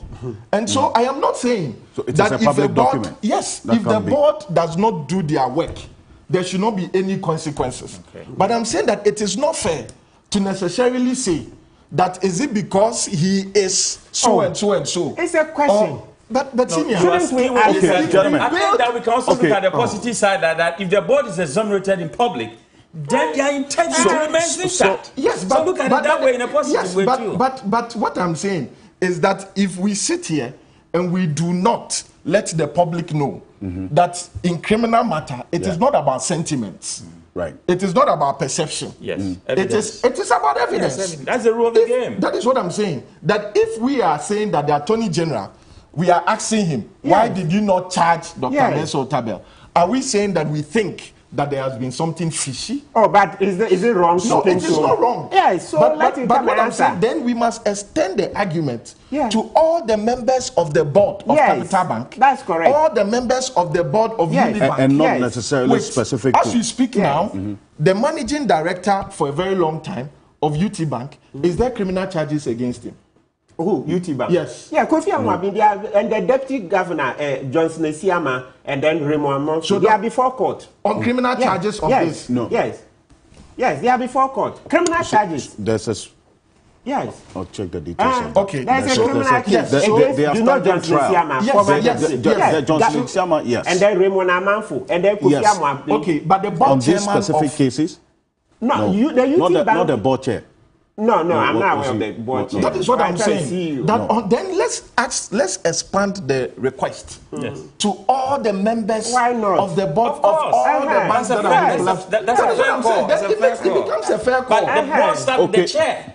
I'm not disputing that fact, but I'm saying that I felt uncomfortable. But don't. Okay, we are doing a public service. Yes. No. So at least that's let them know what the law is. Indeed. And so if they are saying, and I've not read these social media comments, so I refer to you. If they are saying that we want a public inquiry or commission of the outcome of the investigations of the Attorney General against all the 9 banks, the directors of all the 9 banks, it is a fair call. We all will support it. And not specific to say that is it because Dr. Mensa Otabil is a powerful preacher. That was what made me, because in as much as we say that Senior, you also mentioned too big to fail. In some countries. In America. And so in as much as we say that the fact that some people have done something great, there's a need to protect them in the interest of the public or in the state to promote the institution, to jobs. In the same way, we should not necessarily also ascribe any form of bias against persons in the interest that we think that they are very powerful. Because today it could be you, Professor. Oh, definitely. Tomorrow it could be me. Definitely. It could be Senior Tebu. Yes. And so the fact that that is not the position of the law should be made known to the public. Like I said, if there is outcry that we want a public discourse on the outcome of the investigations against the directors of all the 9 banks, I will support it. Because we want to know what went wrong. I have asked for that. That is why you use the jury system. That is why you use the jury system. I've done a lot of jury duties. To cover everything, so that and you we don't be know what went unbiased, wrong, you go then and then it becomes a problem. Yes. Like that, I am happy the Bank of Ghana, after 2018, came up with these corporate governance structures. But we still need to see the full investigations. Because it is not all the MDs of the banks that are facing criminal charges. Does it mean that the monies there were not stolen? Does it mean that nobody siphoned money? Does it mean that there's political bias? We need to have So there are more questions than answers. That is what I'm saying. But it should be extended to all the 9 banks. Why not? Justice. Yeah. Justice means all. But when we were speaking, we narrowed it down to only one person. No, I did not. But he was asking. I was saying what I read. That is what I'm saying. It made it look as if because he has some special favor before some people and all of that. But the man was invited as well. He went to the AGs with his lawyers. It wasn't me. I'm not his lawyer. I have nothing to do with it. Indeed. But are you a church member? Indeed. Oh, yes. So I'm a church member. That's the reason. That's the reason. It's not a bias. No. It's the position of the law. Unless you have said that what I am saying is not the position of the law. Yes, it is. Yes, so if it is the position of the law, whether I'm a church member or I'm not a church member, that is the position are simply asking for the documentation so that they can also scrutinize. But that's all. The documentation request, we need a complete report. We all agree with of the 9 banks. Yes. And we will all support. Because, and the good news is that accounts that were lost did not belong to NDC. We can control the traditional media, but social media can never be controlled. But we are here to let them know. But it's good. In fact, yes. the most important reason why I brought both lawyers here this morning is to also answer these questions on the minds of the people expressed on social media with the law. Yes. And that's what, and like Bobby Banson and you, Matibebu, you've raised questions. Bobby Banson has also made a very sound argument on what the position of the law is as against what the people's opinion is expressed on social media. I think there's quite some clarity in here. And I think that, I acknowledge your honesty, but in indicating your membership of the church. It's inconsequential. No, but that is what I'm saying. It is inconsequential. You are a lawyer, you still have a submission, right? Whether the law I have stated as I know it is wrong. No. And you said it's correct. Yes. So and without prejudice. When I was in tech, I mean, in my years in school, I was also a member of Mr. Fitzgerald Harvest Church. Okay. So it is not as if that. So you know both of them? Yes, no, not personally. Okay. I've never met them. I've never met them. You know of them? Of course, like all of us. I've never had any personal interactions with any of them. Never in my life. But it doesn't change what the law is. Precisely. It does not. And that's why I say that whatever association you have is inconsequential with the sound position of the law that you have stated this morning. And both of you, that's really much appreciated. And then also, Alfred Tuayaboa at least made it quite clear that at some point in the investigation, the board chair was called. Questions were asked.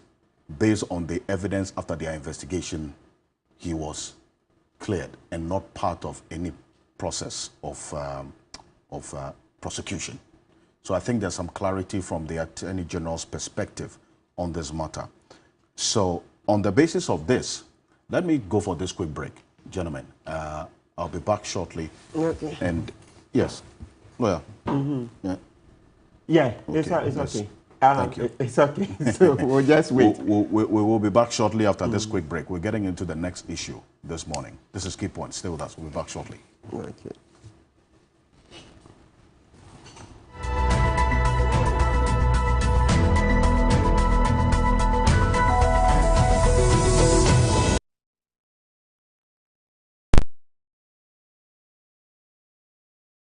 Pride Bet. We all day inside. Join and enter the free daily sports quiz and win up to 25,000 Ghana cedis every day. Simply register at pridebet.com.gh now to start playing. Pride Bet.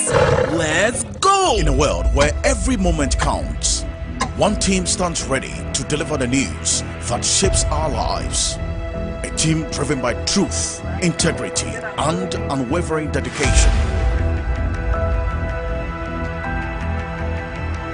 They travel to the front lines in the tireless pursuit of truth to bring you the world stories like never before.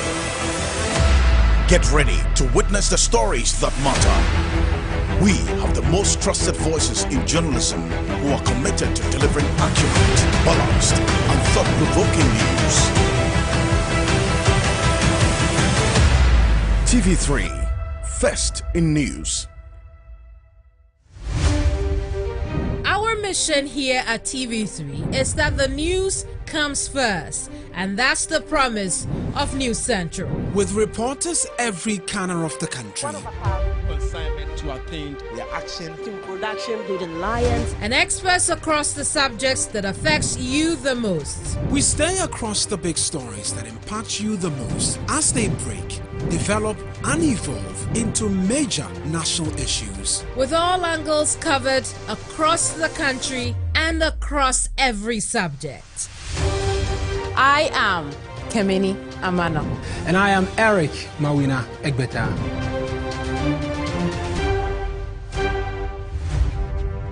News Central, coming soon on TV3. TV3, first in news. Get ready to witness the most dramatic kitchen battle ever. Drama in the kitchen where rivalries simmer, egos sizzle, and only one rival can claim victory. Two rivals, spatulas in hand, egos on the line. It's not just about the food, it's about the drama. Can they put their differences aside to create the most loving meal, or will the heat of the kitchen prove too much to handle? Are you a wife or a husband? Are you a girlfriend or a boyfriend? Can you cook with your partner's ex in a bid to see whose meal tastes better? Or can you compete with your mother-in-law or father-in-law in the kitchen? Then this is the show for you. On Drama in the Kitchen, you get into the kitchen with your partner's ex or in-law and prove that you own his or her taste buds. So much drama and love in one kitchen. Be part of the Drama in the Kitchen experience by sharing your details via WhatsApp on 027-722-2641. Stay tuned for Drama in the Kitchen, coming soon to TV3. He promised me sweet talks and was like, he's never going to marry any other woman apart from me. A Muslim man gave you that promise? And I don't understand why the woman would say she is jealous, because it is written that a man can marry more. So why do that? You people are allowed to do, marry more than one. So you shouldn't have given that fake promises. The Islam laws allows polygamy marriage. The co-wives are in love and they are making love. It's biblical. It's not a today matter. Angels went to visit men and men wanted to have sex with men. Listen to her confession. It is haram in Islam. It is forbidden in Christianity. It is against African traditional religion. So where do you even stand? In you is built a platform you have been oriented to. Most people, or most men of God who say, oh, polygamy is a sin, they have like 6 girlfriends. Confessions shows on Saturdays at 9:30 p.m. on TV3. Brought to you by MTN. Welcome back to Key Point here on TV3. We're also live on 3FM 92.7 and TV3 Ghana on Facebook and DSTV channel 279 all across the world on 3news.com. Let me state this morning that there was a little hitch with the Facebook stream, but we are streaming on YouTube. That is on TV3 Ghana on YouTube. We are working around the clock to make sure that we fix that problem with the Facebook stream. This week, an Accra High Court granted Cecilia Dapa's application to have the case against her by the Office of Special Prosecutor heard earlier than scheduled, albeit with a slight modification. So, originally slated for October 18, Cecilia Dapa told the court that the longer the case lingers, the more it caused her hardship, stress, and embarrassment. So it is for that reason that she filed an application for an abridgment of time in order for the case to be heard on October 11, 2023. Now, before that, the special prosecutor had already indicated a charge on her, which we have a copy, we'll put it on the screen, the statement of offense of failing. So this was the application for the abridgment of time and gave reasons that she's been denied access to her bank account for over 2 months. This has caused and is causing her hardship, stress, and embarrassment. And she goes on to make the point that based on that, she wants an abridgment of time. And that was granted by the court. Now, on the statement of offense that the special prosecutor put out earlier, says failing to comply with a lawful demand of an authorized officer of the Office of Special Prosecutor in the performance of his functions contrary to Section 69(1)(a) of the Office of Special Prosecutor Act 2017.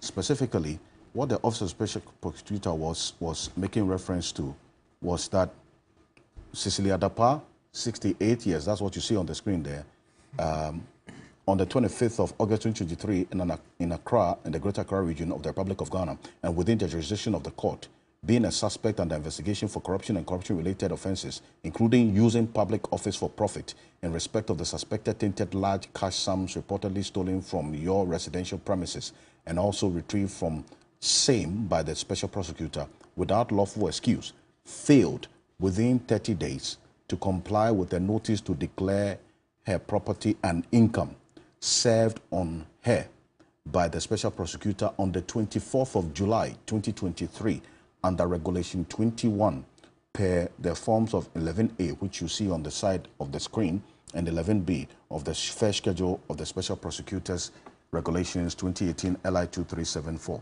So on that basis, this statement of offense was brought against Cecilia Dapa. Fast forward, the special prosecutor published a collaboration with the Federal Bureau of Investigations, FBI. Now, let's take a look at exactly what the FBI's collaboration with the special prosecutor entails. The publication from the special prosecutor indicated, quote, the Office of the Special Prosecutor and the Federal Bureau of Investigations, FBI, have initiated concurrent inquiries into the activities of Cecilia Dapa, the former Sanitation and Water Resources Minister, and her associates. These investigations primarily focus on examining their assets and financial transactions within the United States of America. Continues, this collaborative effort is to ascertain the lawfulness of Ms. Dapa and her associates' wealth, both in the context of their funds transitioning from Ghana to the United States and vice versa. Bobby Benson, so very interesting play of events in this Cecilia Dapa case. Now the FBI has been roped in. By your understanding of how these collaborative efforts work, how is this going to play out in this particular Cecilia Dapa case, considering the person involved, a politically exposed person, a high-profile political person in that matter? Well, I think this matter has very interesting legal twist. I know that there are international treaties that require state entities or apparatus to collaborate with each other, particularly on money laundering and financial crime offenses.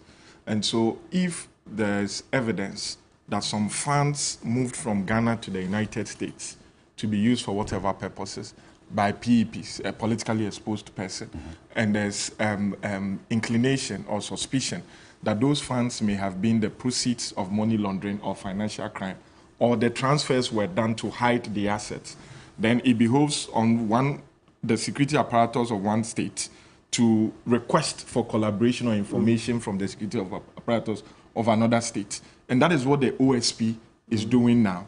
Now, my interest, or what is of interest to me, is whether or not, as the court proceedings continue, there would be a ruling or a decision that would, should I say, contradict Ghana's obligation under that treaty. That is what I'm thinking of now. So that if, for example, the FBI decides to take any step and request the OSP to present any document or anything under that treaty, invoking Ghana's obligation under that treaty, there's an application for injunction now to restrain the OSP from further investigating or doing anything. Whether the request from the FBI will override if there is a ruling actually asking the OSP not to take any step. I'm thinking the legal implications of that is very interesting. But on the local aspect, the localized one, I do not see why there has been a lot of ups and downs on this matter. And my reason is very simple.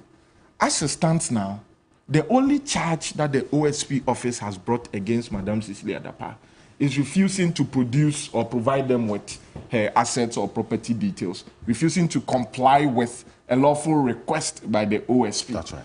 There is no substantive charge of money laundering or whatever against Madam Cecilia Dapaah. The OSP is investigating her. The OSP has a statutory mandate. We all sat here today, and we've said, you said that some of the asset declaration functions should really be given to the OSP. Yes. We are building institutions not for individual benefits, but for the benefits of our country. Yes. Now, the OSP has that mandate.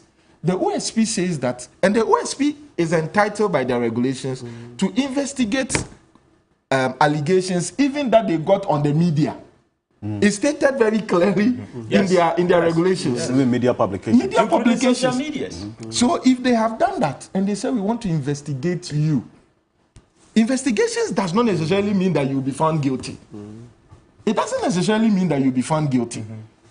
If you bring an application to, and I read Senior Kpebu's comment on it, it is not unusual for court to say, OSP release the money. They released it. And then they later say that we are seizing it under fresh charges. There is nothing illegal about it.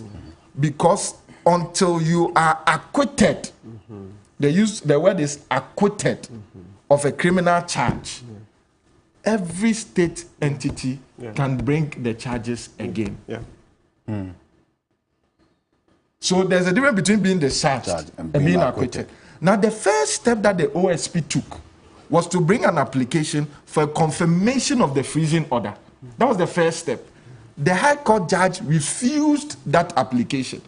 That application didn't mean that the High Court judge had acquitted Madam Cecilia Dapaah of any charges, because at that point there were no charges against Madam Cecilia Dapaah. They say, we want to investigate you. We have found these monies or these assets. Per our law, court, keep it, freeze it, so that we finish the investigation, so that these funds are not dissipated. Remember, when the OSP recovers this money, apart from the percentage that they take for the IGF, the money goes to the state too. Yes. It doesn't go to any private person. It goes to the state. The court disagreed with the OSP on the basis that they've come outside the 7 days. So lawyers will say that's a technical blow. It is not res judicata, or it doesn't mean the court has become functus officio, or the state entity does not have the right. I think the criminal term, they use autrefois acquis or autrefois convict. They don't come in here. It's just on preliminary legal grounds. So the ASP, in exercise of its mandate, decided to have a second bite at the cherry. Now, I saw an application to restrain the OSP from further investigating it. With a little law that I'm learning from Senior Martin Kpebu, you cannot use injunction to clog a statutory mandate. Exactly. That is the little law that I know. So that the law says that the OSP can investigate A, B, C, D. You cannot use, and a court cannot grant an injunction that would defeat a statutory provision. So why is it happening? No, it's not been granted. It's only been filed. It's not been granted. So why file something that cannot be done? Please. I don't want to be cited for contempt for prejudicing the outcome. That is the most abused word in this country. I'm only saying what I think the position of the law is. Indeed. The Supreme Court made that clear in the NLA case. Yes. That you cannot, by injunction, restrain the performance of a statutory obligation. So that is well set out. Now, the application by the OSP to prohibit or to request the Chief Justice that the judge they think have been biased. I've read snippets of it on your platforms. Yes. That they believe that the criminal charge is before the same judge. Okay. The criminal charge that they've brought against Madam Cecilia Dapaah for not collaborating with the OSP, to use the term loosely, is before the same judge. And the other applications are before the same judge. And the judge made certain comments in deciding those previous applications that he thinks that the madam is suffering and blah, blah, blah. And the OSP is of the opinion that as a judge, you cannot descend into the arena of conflict and make those comments because no evidence has been brought. Remember, in the law, if your account is frozen and you think that you need to meet certain expenses, the law allows you to bring an application to the court that you have frozen all my bank account. I need to pay water bill. I need to pay light bill. I need to pay my children's school fees. I need to pay medical expenses. If you bring these evidence to the court will make an order because your human right is at stake. You have not been found guilty yet, so you should not be treated as a prisoner. I think there was a case involving the former Sylvester Mensah or so, NHIS boss. Some time ago, he had a similar issue. Yes. He took an application to the court, and he was allowed to have access to some of the funds to meet some basic needs. But I have not seen that application by the lawyers of Madam Cecilia Dapaah, apart from merely saying that they continue to suffer hardship. Because when you do that, it's as if the OSP does not have the right by law to do what they are doing. If you say there has been exercise of discretionary power in a way that is arbitrary, that's Article 29, 293 or so, as it states, then the burden is on you to do that. But I don't think that merely refreezing your assets after the court has ordered that it be released to you may constitute the basis for that argument. But like I said, we all want to see how this will pan out because we want to build institutions. I have disagreed with the OSP on some of the steps they have taken. For instance, when they decided to freeze the beneficiaries of Sir John, I disagreed with that approach because I didn't think that by law you could impute the crime of a dead man on the administrators of his estate. But be that as it may. Cecilia Dapaah had also raised concerns about what she described as unfair and skewed information put out in the public by the OSP concerning the movement of funds from the late brother's account into her account because the monies were said to have been funeral donations when the late brother died, and which was being used to pay school fees for her late brother's children. And the accounts were actually opened with the signatories of one Agnes Dapaah and Cecilia Dapaah, which were stated in the documents that the OSP itself had adduced in the court of law as the late, as qualified in the late. But the information as was put out earlier was that there was the transfer of funds between those two accounts without any proper justification for it. Well, if the team is of the opinion that the communication from the OSP's office to the media or on their media platforms is different from the evidence that have been led or the evidence at hand. My question is whether or not that communication would constitute enough basis to say that the OSP is acting capriciously or arbitrarily or in a manner that shows that they want to exercise their discretion to attack Madam Cecilia Dapaah. Because I did not hear this funeral donation aspect when the mates or those persons were charged for stealing the money. When they made the complaint, the charge sheets that were read, they said the monies belonged to the complainants. I did not hear this funeral aspect explanation. And so, like I said, there are a lot of interesting twists in it. But for me, I'm interested in how there would be the effort to support the OSP if the OSP is going out of its jurisdiction, I'm sure Mr. Table will be the first person to raise it. But if they are going within their jurisdiction, I think that they must receive some level of support. Because it's a very difficult office. We know the first person how it ended up. This person he will not be perfect. He is trying. He may find it wrong. He may find it right. But at least let's allow him to explore the legal angles, as it were, the legal possibilities. Because whatever decisions that will come out from the courts will be precedents that will guide future conduct by the OSP's office. So I am all in for all the applications that have been filed by Madam Cecilia Dapa's lawyers. And I'm all in for the steps that have been taken by the OSP. Because this is the first time we have an OSP. And so the decisions by the court will guide the future conduct of the OSP's office. It's not strange for human rights courts or courts to make pronouncement that will change the criminal procedure or how things are done. Like Senior Tebu went to court to say, if there's a bail bond and you don't pay, it doesn't mean that you can go to jail.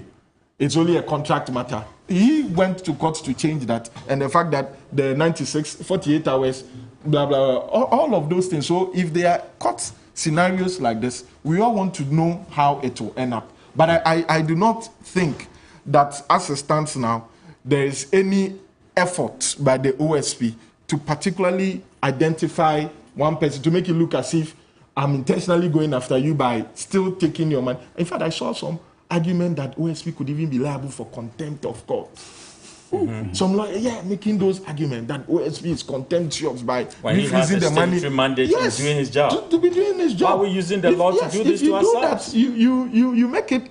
It's like you are playing into the hands of the public to make it look as if, why the court has ordered, why do you? But we owe a responsibility to educate people to the best of our knowledge. We may not always be right, but at least we say as we know it, and then we let the judges be the best judge of our opinions. I see, but quickly, what dynamics does this new FBI collaboration bring to this case? That is what I said, that I want to see if the if the judge grants the application for injunction filed by Madam Cecilia Dapa's lawyers and say OSP should stop investigating it, Madam Cecilia Dapa, if there's a request by the FBI under that international treaty that Ghana is a signatory to, whether OSP can say, please, we've been asked by a local court not to investigate the matter, so we cannot comply with Ghana's treaty obligations. Because the Constitution of Ghana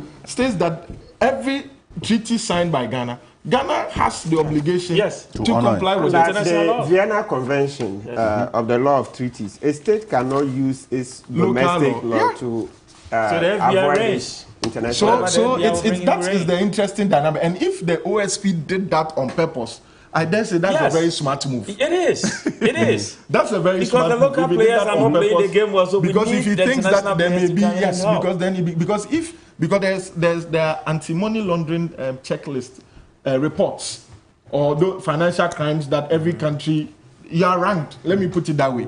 And so if it comes out that the Ghanaian courts are not assisting the OSP to comply with Ghana's international treaty obligations, we remember some time ago, we struggled. If you are transferring money from Ghana, there were some limitations with the EU, because they said $10,000. You can't take more than that. Matters. We call it the Patriot Act. If we do not have these things pan out well, we may be blacklisted again. Yes. Because we have suffered it before. Yes. And so that is the dynamics that it brings to this. And the OSP has put it out there in the public, perhaps for everybody involved, right from the court to us to know that this is not about only the OSP in Ghana. There's an international treaty obligation involved. And let's see how that will go. Let's see how that plays out. Professor Antwi, I'll bring you in here at this point on this particular case. And as this plays out in court, the evidence being adduced every step of the way as well, this week, the FBI's collaboration, the intent of this collaboration, as per the communication given by the special prosecutor, is to authenticate the legality of the wealth of, and then also the transactions of Cecilia Dapa and her associates within the United States as well. You've lived there, seen how the system plays out in such instances. From your knowledge of the structures of collaboration that the FBI has with other international bodies, how will this impact on this case? Alfred, if you sign up to international treaty, it means that you are bound. You are bound by that treaty. And what it means is that because Ghana signed up to the international treaty of these laws, we are bound by anti-money laundering laws. Now, U.S. have what they call the Patriot Act. The Patriot Act means that if I take more than $10,000 on me, I cannot fly with more than $10,000 on me. So if I get to the airport, I have to declare the money that is on me. If I under-declare that I have, let's say, 9,000, and then they find out that it is 10,000 or more, that money will be seized. And as we see, it appears that the woman sent some money abroad, and they should look at that. We remember in the bank manager who has been jailed, there was money laundering issue also involved in that process. So what is happening is that I believe that to treat your facts with imagination is one thing, and to imagine your facts is another thing. So are we imagining the facts of what is going on? The special prosecutor is being frustrated by this process. And I think that Chris Hughton, I'm just using Chris Hughton as an analogy, as the coach, you know, it's now bringing in foreign players like Inaki Williams and the others to help, because the local players are not helping us win the games. So the special prosecutor saw that we need the foreign treaty agency like the FBI to come in, because some of the money has been sent abroad and we have some of the fact sheets. Then they should come and prove why the money has been sent abroad. But I have a problem, a little problem. And the little problem I have is that when the judge said that the Madam Dapa is suffering, does he understand suffering? Do you know a farmer who wakes up, morning dew, what it is? Morning dew. Go to the villages, people wake up 4 a.m., 5 a.m., walking 5 miles, 10 miles to go to their farms, and some are beaten by snakes. At the end of the day, they have only little to come and feed their family. That is suffering. Oh, now, you don't discount her suffering as well. No, I understand, but when we talk about suffering, freezing your account when you've been a minister, you can have access to other sources, it's not the suffering. Yeah, that's it. So I'm saying... I just say that let's not discount. I understand it, but what I'm trying to say is that there are rare suffering. There are rare suffering. When we use the word real, it means that this is really, you can hold on to the suffering and see that these people are suffering. Martin is always talking about the poor. And for me, I am here doing this for the justice for the poor. We all have our jobs that we can live comfortably and not talk about anything. Indeed. But it doesn't help society. So she talked about it is causing her hardship, stress, and then embarrassment. Well, I understand. But there are people who have faced more hardship because of our politicians who have siphoned money into their individual pockets, and the people cannot have access to that. Look at our roads. Are we not suffering? Indeed. Our cars are breaking every day. Whether you have money or not, you have to go to the mechanic and fix it, else you can't even go to work. So the people are also suffering because of bad leadership in our country. I'm not saying this, but I'm just generalizing it to see that when we want to fix our problems, all this embarrassment that she's talking about, the hardship and the stress, the ordinary Ghanaian is also going through the same thing. The office of the special prosecutor has done a good job. And that is why I am adding more jobs, that declaration of assets should be added to them. Because when you see that the local system, the law, because we know he has a statutory, function. And having a statutory function, when you have some high courts, putting injunction that you can't probe the woman and the woman feels intimidated and all that. He's doing his job. I always recommend people like the special prosecutor now, Domelovo, the former auditor general, and then Martin Amidu, who was also the first, office of the special prosecutor. When these individuals are working for the people should recommend them. Because they could have been quiet. Even quietly, he could have taken money from any of these people and decided to be quiet about it. And we'll not hear anything about that. But when they are fighting for us, we, the people, should not be quiet. When we are quiet because we think that this is their own fight, it is not their battle. True. They are fighting for Ghanaians, the poor Ghanaian. That's what they are doing. So we should all support them. But when we leave it to the politicians who come and say, use all kind of words and use the same law to intimidate people, I think that the most abused word in this country is contempt of court. It is like being said you have an attitude in America. Because when America and a white person say you have an attitude, it means that they can't hire you. You have an attitude. So it's an abuse word there. But here it's contempt. So it's like, the issues at court, you can't talk about that. The issues at court, you can't talk about that. And it scares people, but you have the right to express your opinion based on the facts I think about the issue. there are boundaries to which There you are can boundaries, speak, but I am which will entitled to my respect that. opinion about the facts that is out there, right? The fact is that the Office of the Special Prosecutor has a statutory function to do his job on allegations of corruption. That is exactly what he's doing. Now, a judge who is not supposed to do this has filed that, no, he cannot continue. Well, that's because the Supreme Court ruling is clear. If you have a statutory function, you're supposed to do your job. But the that reason injunction why has not been granted. it has not been granted, but he has filed. Yes. And I think that there was no need to file it. You know, because it's like being heckled. You know, you punch somebody and you heckle the person, just buying time so that the boxing round will end. That is exactly what I see there. But in the end, I'm asking myself, how will Madam Cecilia Dapaah be remembered? I think that this issue, I'm not impressed by the twists of events, the way it has been. But it is because of the way we can use loopholes in the law, you know, the murdy areas, you know, to escape from these things. But I think, all in all, what Ghanaians are looking for is justice. The rule of the game is evidence. We have the evidence that there were money in sacks, there were money in boxes. That is the evidence we have now. We have still not been told the source of the money. But the woman wants some of the money because she feels that she's facing hardship, she's stressed, and she's embarrassed. I feel that, and I've said it here many times, we should know the source of the money. And that is exactly what the Special Prosecutor's Office is pursuing. What is the source of the money? Once we know the source of the money, then we can give some to you to do your own thing. But if we don't know the source of the money, then the speculation, the public speculation, will continue forever. I hope that this issue will conclude fairly. But in the end, all politicians should learn a cue from it, that the money, you are a steward, and the steward hold a position in trust. You are not the first to be a minister of finance or minister of sanitation, and you will not be the last. But how will posterity judge you? That's what we should be thinking about. Important point. And I'll come back to you on this. Let me acknowledge Bobby Banson has had to leave us to attend to other important duties. So that's just for the benefit of our viewers. And then also those of you still sending us messages, you are not able to access us on Facebook. Please put it out again that we are streaming on YouTube. That's TV3 Ghana on YouTube. And apologies, we sincerely apologize for that hitch, we not being able to stream on Facebook as a result. So please forgive us on that. But we are streaming on YouTube, TV3 Ghana on YouTube.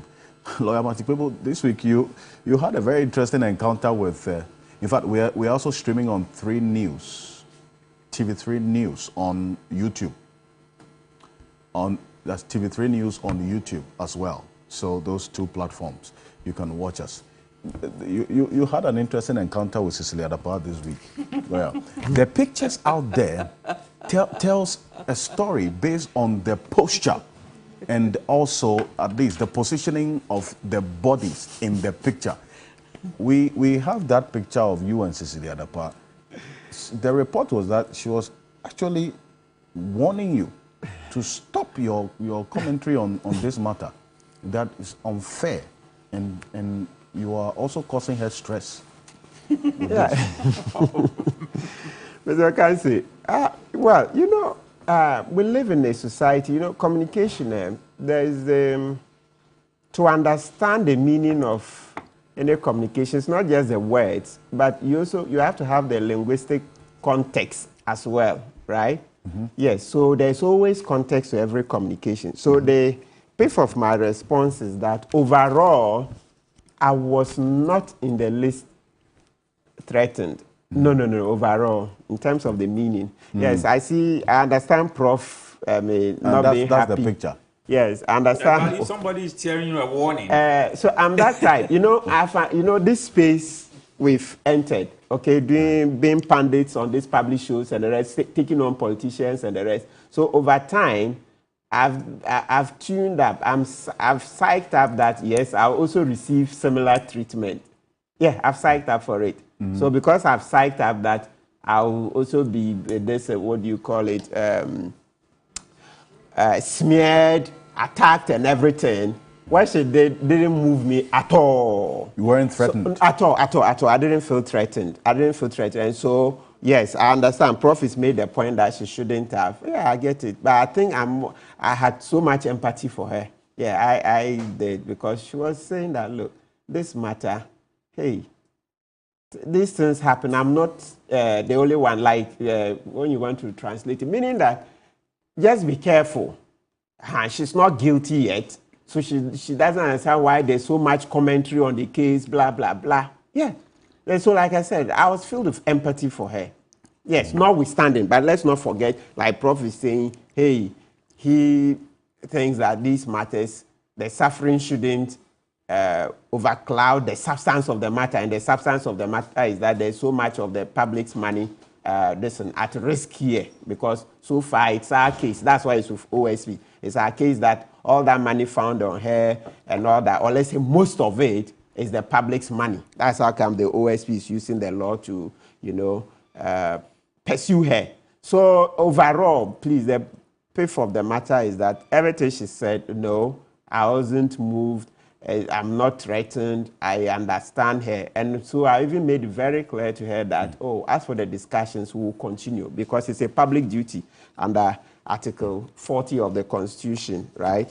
41. That's the duties of a citizen. We have to help to protect the public purse, 41, right? And so there's no way I would say that, because Madame Dapaah is not happy, then all the commentary will cease. No, I can't abdicate that public charge. I can't. Under Article 41, the duties of a citizen, okay? Duties of a citizen, one of them is to protect and preserve public property and expose and combat misuse and waste of public funds and property. To protect and preserve public property and to expose and combat misuse and waste of public funds and property, among other things, right? Promote the prestige and good name of Ghana, all this, uphold and defend this constitution. So many of the duties come in. So that's why for me, I felt that, let her vent her spleen. It's fine. At least she'll feel better that she had the opportunity. So what did she, when she, was there a confrontation? What did she tell you? Did she threaten you?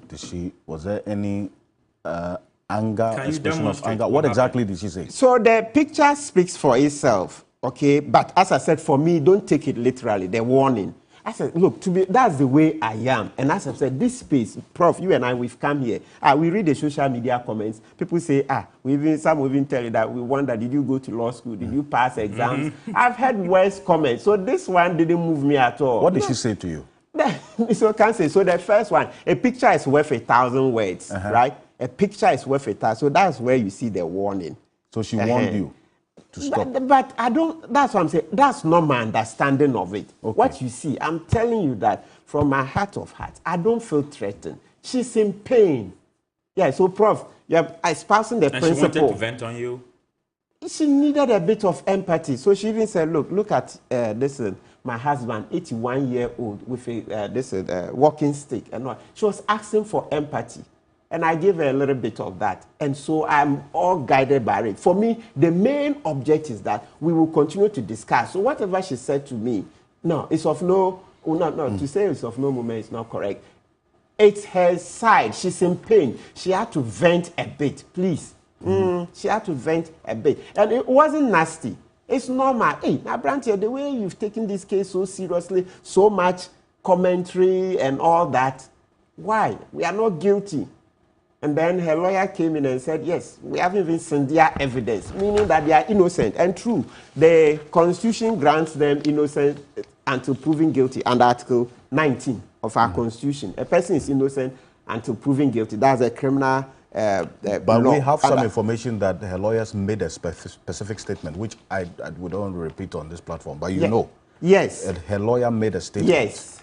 Yes. So to be candid, it was that one that I sought to query. I said, no, that one is not on. We will not repeat that. But as for Madame Dapaah, look, to be honest, despite the warning you see, overall, meeting her, it was a sweet encounter, so to speak. A sweet encounter? Yes, I'll call it so. So you like to be warned? Yes, it's very important. No, this work, when you do it, why do you think we come here? You see that we talk about the politicians based on our own personalities. Yeah, you are in the saddle. People at the back have to tell you, that, hey, this is not going right. Look here, look left, look right. So if you can't take feedback from people behind you, then you have no business coming to the public space. Yes. So, and it's good. So it's that each time I'm talking about the case, since then I remember her, Madame Dapa, saying that, hey, but be careful. Just be careful. Don't run me down. So it's good. It's a sharp reminder of the constitutional provision that she's innocent until proven guilty. But we also must perform our constitutional duty, the same constitution, and Article 41, saying that we should uphold the constitution, we should fight to protect public property, etc. So you see that the provisions come, they work together. So it's good on that one. Maybe we should go to the substance. Indeed. I mean, if for you it was a sweet encounter, why would we even stress ourselves on it? Yes. So it is indeed a sweet encounter. Yes. But to be honest, that's the truth. I don't get moved by so you weren't shaken to the bone. I've been insulted. People have attacked my certificate. People say you haven't even passed the exam. Even social media, people say I've lost all my cases, all manner of things. Yeah, they say a lot things. of things. They say you're too emotional. Yeah, They say, you don't even understand the word emotion. Hey, you understand language. You see corruption and you don't get emotional, then you are corrupt yourself. How do you maintain neutrality when politicians are looting us? Like Prof will tell you that example of the man who gives 10 cedis as chop money for the whole day. When 10 cedis may not buy a drink for you and etc. So when I see people misusing the word emotion, I'm like, wow. Why don't you read up? You know, sometimes it's good. You just say everything is on your phone. Google emotions. People are doing PhD in emotions. Meaning, no, all philosophers, they've said it. You see corruption, you see evil, and you don't get agitated, you don't get emotional, then you are corrupt yourself. So when you say somebody is emotional, I don't understand. Do you understand? Has he spoken? Listen to the words. And the emotions even added. That means we are condemning it. Indeed. So the emotions play this. You remember Obama? You were in America at the time, right? They tell that he was too neutral, he was too aloof. Americans complain that he didn't show enough emotion. So when I see Ghanaians, people on social media say too emotional, I'm like, wow, okay, differences. And it was the balancing effect that Donald Trump brought a lot of those emotions to play. Exactly. And well, it has its own consequences as well. But you see, now to the this collaboration that we're talking about between the FBI and the special prosecutor, if you look at the crux of the matter is that first off, they are to focus on the examination of the asset and financial transactions of Cecilia Dapaah and her associates within the United States, and then also to ascertain the lawfulness of Cecilia Dapaah and her associates' wealth, both in the context of their funds transitioning from Ghana to the United States and vice versa. How is this going to play out based on your understanding of the local law, and especially how this particular case has panned out with this injunction yet to be heard in the court of law? So number one, I mentioned earlier, we have what we call the Vienna Convention on the Law of Treaties. The Vienna Convention on the Law of Treaties. Now, one of the provisions is that as a country, Ghana as a country, we can't use, so when you have a treaty with another nation, you can't use your local law to avoid your international law obligations. No. So if you sign up to a treaty to collaborate, you will collaborate. You can't say, oh no, but there is a domestic law that says that I shouldn't collaborate. You can't do that. It's not allowed. That would be bad faith. So you approbate, then you reprobate. No. You give with the left hand, then you take with the right. No. It's simple. If you sign up, then you must deliver. You sign up to the law, deliver. You can't run under the rubric of your local law to avoid your international law treaties, treaty obligations. So for me, what I see is that, yes, the collaboration will go on. It will go on. But of course, there's also committee, so they will be careful not to also do things that will spite our courts. You see, it's a balancing act. But there's also that duty not to unduly do anything that will spite our courts, because then that one, it even endangers the collaboration. And so I think they know how to go about it. They know how to go about it that it would not affect the dealings of the court or the hearings of the court. So one of the ways is not to publish what they are doing. So they will be very confidential in what they do, very, very confidential. So those things won't come out. That's the first point. Then the second point is, yes, they are coming in. It helps to, solve a major part of the case because, so far from the publicly available information, there's a lady in the U.S. who said she brought $200,000, right? Yes, the last OSP, the affidavit that came out. So for the analysis. The niece of the husband. Yes, the niece. So she said she brought $200,000. Yes. Great. Then and that is against the Patriot Act. Exactly. So how did you bring it? Yes. Then now there's trouble. There is no bank account evidence of such a wire transfer. And that's what Prof mentioned earlier. So how did you physically bring $200,000 from the U.S. to Ghana? That's a big question, multi-million-dollar question. So you see that the FBI will go into it. How? So is it that the money was often done? And you see, so far, another very key part is that it's not as if she came to Ghana 20 times. Then we say that, okay, each time she had about $10,000 because that's what you can carry fiscally, right? Not more than $10,000. She didn't come here 20 times. Or is it that each time she was coming, she gave the money to other passengers? So far, she's not giving that evidence. She's not giving the evidence that each time she was coming, maybe she had $30,000. And even, no, not each time, because she came 3 or 4 times or so. The number, whatever the number is, it's not a substantial number so that you could say that each time she would give 2 other people $10,000 to hold for her. No. So the FBI come in, it's very important. So they will hold the niece accountable for that part of the transaction, let me call it for now, since or the accusation in the U.S. So that's very, very key. Very, very key. And also, so you see the part of the statement that says that they are looking at their transactions in the U.S. Yes. So their transactions, meaning all transactions they've done. So it means that people they've dealt with are all now coming within the radar. Yes, all the people they've dealt with. So if you send, if she sent even $5,000 to somebody for anything, they will scrutinize it. Yes, all the transactions. So it means that practically many people have been roped into these investigations. That's the next effect. Practically, many people have been roped into these investigations because the FBI, they are going to check out all transactions that Madam Dapai and the husband have conducted within this period. Is that not what they said? Yes. Yeah, all their transactions. So the net effect is more people have been brought in here.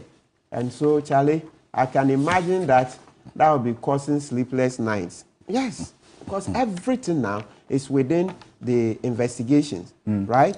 And so I think have I answered the question? Then I want to make a comment. Yes, make the So my comment is that with experience, you see now FBI have come in and they're also going to help. It appears to me that moving forward, this OSP Act, the Section 32, the currency seizure, saying that OSP must bring a charge within 2 months. I think the 2 months is too short. It's too short. Yeah. It's too short because don't forget. You remember the Sepp Blatter case, the FIFA case. Not the FBI. They took years. Years to investigate it. So with hindsight, I think we should be looking at amending the OSP law quickly. 2 months. The 2 months. So you look at the heckling can take a lot of time. Thank you. Look at the Section 32. Subsection 3, it says, where the special prosecutor fails to prefer charges within 60 days after the seizure, the special prosecutor shall release the seized property to the person from whom it was seized. Within 60 days. No. Corruption, Charlie, is very difficult to prove. Even, you see, Sepp Blatter and co. Let's use that case. See the number of years that it took FBI do the wiretapping, moving from Switzerland to the U.S., tracking the payments and Issa Hayatou and all those people. It took years. So you can't say charge within 2 months. No. This is the first candidate for law reform, amendment, and we should be doing it very quickly. Because now there's pressure on Mr. Kissi Ejabe. There's extreme pressure on him. Corruption, you want to bring charges within 2 months. And you see, the other way too is that sometimes in the criminal practice, we often accuse public officers or the public investigative security agencies of starting proceedings when they've not finished investigations. Yes, but sometimes the other side of that same equation is that if you've sent money, if you don't seize it now and say, oh, I'm still investigating, you take 1 year. By the time you come, will that money be there? No. It will be gone. So this one, on practical grounds, I think we should be looking at quickly amending the law. There are several other issues with the OSP law, but that's not the subject for today. So maybe we'll shelve that and let me come back to any other substantive question you have. Indeed. You want to make a quick input? Yes, I just want to make, I want to talk quickly how the FBI works. Because I was the Ghana Association president in Cincinnati, Ohio for a lot of times. And we had some Ghanaians who were working and making income that were suspicious. Okay. So the FBI will come and, a car will come to your area so they know where you stay. You think that this car is broke. So the car is sitting on this side, but they have cameras watching you in and out. So the FBI have every means. There were also some Ghanaians that I knew were dealing in drugs. We're having an event. The FBI talked to me as the president. The lights were off, and they whisked them away. So they know they are very effective in doing their job. So I know the African markets. Most of these people who siphon money to, America would use the African markets. That take the money here, and then we also use it to buy some stuff, and then we take the money down there. And a lot of our politicians have houses in the U.S. where they had the money from, but walking and driving any time around the country, and I see the level of poverty. And you have that poor mentality of leaders thinking about building properties abroad. When your people are suffering here, I don't know where we had those values from. Because when value leads, we all win. But it seems that we don't have the values to think about our own people. We're thinking about wealth. And wealth is nothing. That education should get to the ground.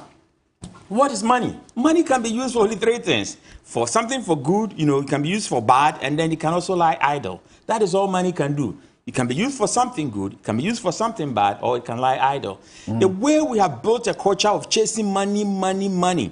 I had 2 students. In US, I asked my student, if you get $5 million now, what will you use the money for? And all of them told me, we'll give half to charity. I came to Ghana, he asked my student, when you get 5 million Ghana cedis, what will you use the money for? I'll buy a car, I'll buy a house. So you can see our orientation is terrible.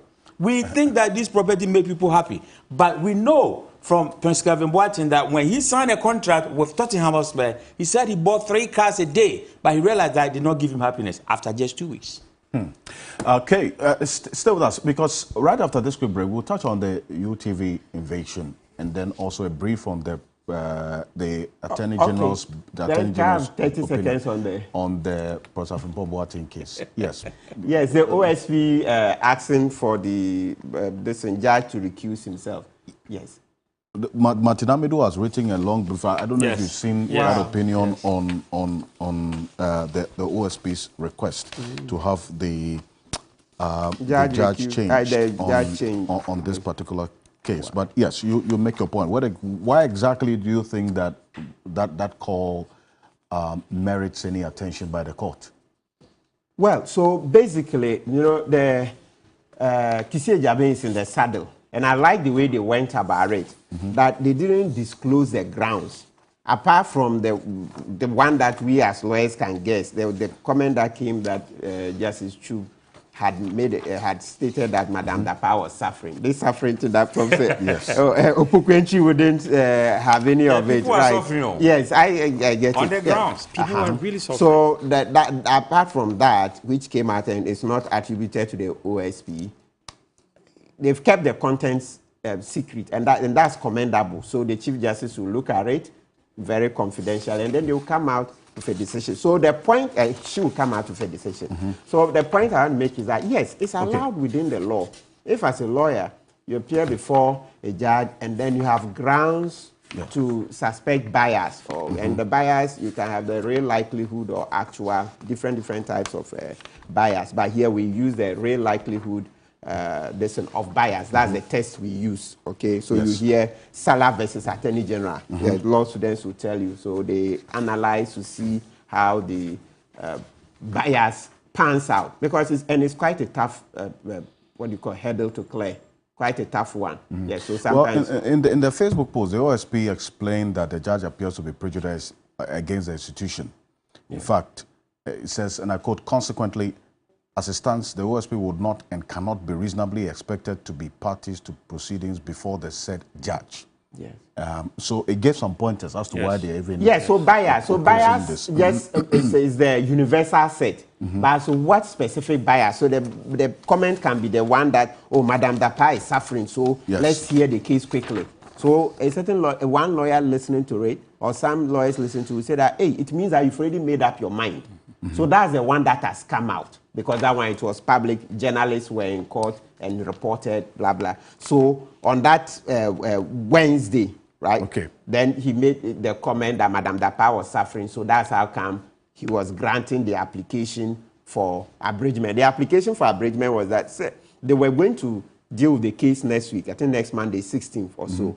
Then Madam Dapa said next Monday is too far. Yes. She is suffering. She wants all her money back. And that's the curious part too. So the next comment I'm making is that Madam Dapa, you see, earlier on, Bobby Bansi referred to the law-making provision for her to get some reasonable sums to take care of herself.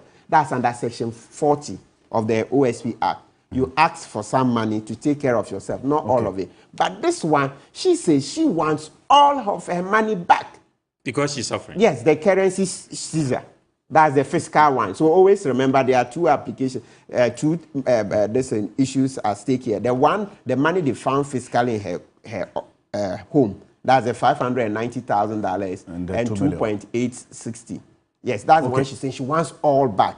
Meanwhile, under the law, it says that whilst the matter is pending, you can ask for a reasonable provision. Yes, under Section 40. But she's saying she wants all back. So that tells you that, hey, we should really open our eyes. And so finally, I land on the point Professor Imchi made that, look, Ghanaians, we have to get up and support the OSP. It's by supporting him that he'll be energized to go on, fight. You see, like the way we've been saying that, once again, I read social media and I come here to amplify, that we should search the rest of the ministers. You and I know. Listen, people have, the case I mentioned about the 3 to 4 houses belong to one minister in East Legon. Other radio stations have started playing it, saying that this minister has 4 houses back to back in East Legon. We know that lots of our money are with the ministers. We are asking OSP to search all of them. But if you just sit on social media and say OSP search all of them, nothing will change. Why don't you go on a demonstration asking that OSP should search all the ministers, all the monies that they have? Search them, the monies in the polytanks, the monies in the, what do you call it, the WCs, the cesspits. Yes, they said the manholes. The polytanks. Yes, polytanks, manholes, and the rest. Because it's been said. Because, like Madam Dapa, small ministry, that we found those monies. So you can imagine for the bigger ministry. Look, wise up. This law is useless if you don't get up. If you don't get up. Armchair citizen, you won't get far. Plato said it once again in their books. In the democracy, right there. We've been treated with a lot of Plato quotations today. Stay with us. We'll be back shortly after this quick break. And we'll get into other weightier matters as well here on Key Point. Stay with us.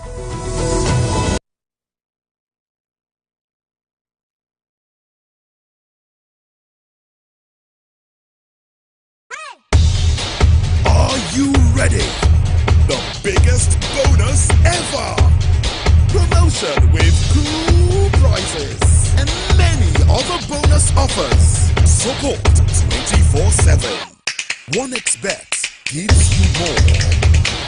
Use promo code to get your biggest bonus. This advertisement has been vetted and approved by the Gaming Commission of Ghana. Bet responsibly, not for persons below 18 years. Gambling can be addictive.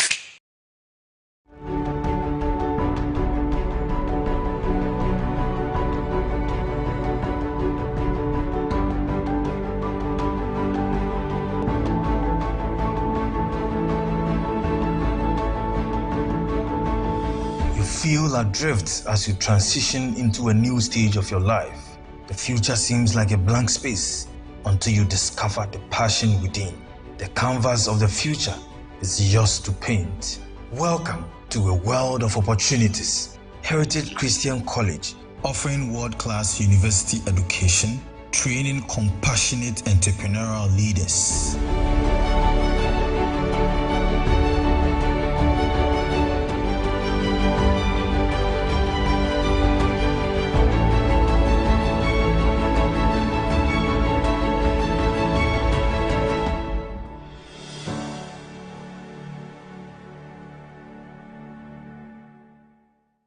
Bet. We all day inside. Join and enter the free daily sports quiz and win up to 25,000 Ghana cedis every day. Simply register at pridebet.com.gh now to start playing. Pride Bets.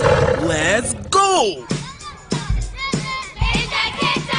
This week on the Kids Arena, we're talking ballet. Now we are going to bend, down, and up. Have you ever tried ballet? And are you ready for our game session as well? Who are you rooting for? Me, definitely. So don't miss out on all this fun Saturday 10 a.m. on the Kids Arena, right here on TV3. Kids Arena, this is us. This is us. It's the Kids Arena, yay! Kids Arena shows Saturdays at 10 a.m. on TV3. Don't miss it. Do you want to be a star? Mentor Season 12, which 16 will ace this so we see them take over the stage in Mentor Season 12. Yanta traffic, what you on in Yamisro? Seems fine, this I don't like so please.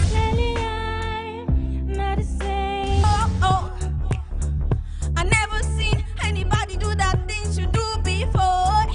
The confidence was on point, the facial gestures, like this was a performance. That dancehall thing is there and all of that. I mean, it's enjoyable. Bro, you gotta fight, man, shop boys the pressure. If yeah, what was saying, brother Barcelona. Join us this Sunday at 8 p.m. as we start the journey of discovering great talents. Mentor, the world awaits you. Mentor is brought to you by Heaven Black Insecticide Spray and Mosquito Coil and Napa Foods Sense Body Spray. Bell Ice.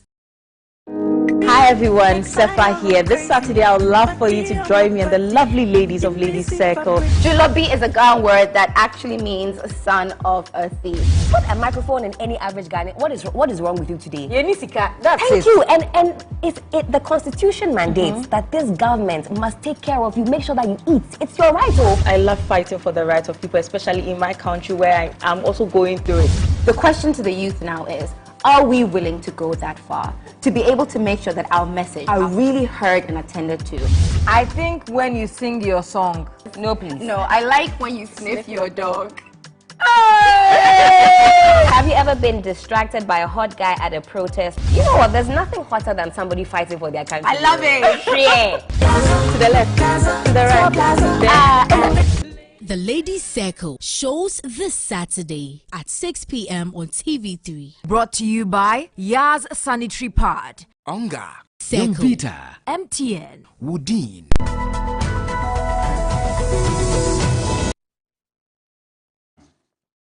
Welcome back to Key Point on TV3. We're also live on 3FM 92.7, TV3 Ghana, and 3 News all on YouTube. We're streaming there as well. Now, exactly a week ago, the evening of last Saturday, UTV was invaded by hooligans and associated, in fact, identified as members of the New Patriotic Party. And that's the video you see there. They mentioned, in fact, they identified themselves. The party has come out to acknowledge that they know these persons, condemn the attack. A number of institutions, including organizations, have come out to condemn this act. These 16 of the persons who went there were arrested. They've been granted bail.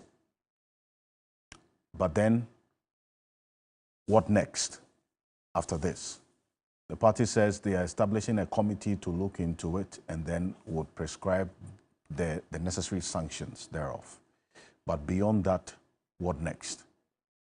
This is not the first time. If you hear the likes of Professor Kwabena Boati, he makes the point that the failure of the NPP as an institution to deal with previous instances where party hooligans attacked a judge in a court in Kumasi, that was same 2017, plus the National Security Coordinator in the Ashanti region who was handed out of office by the same group of hooligans associated with the party, is what has emboldened some of these persons to act the way they did.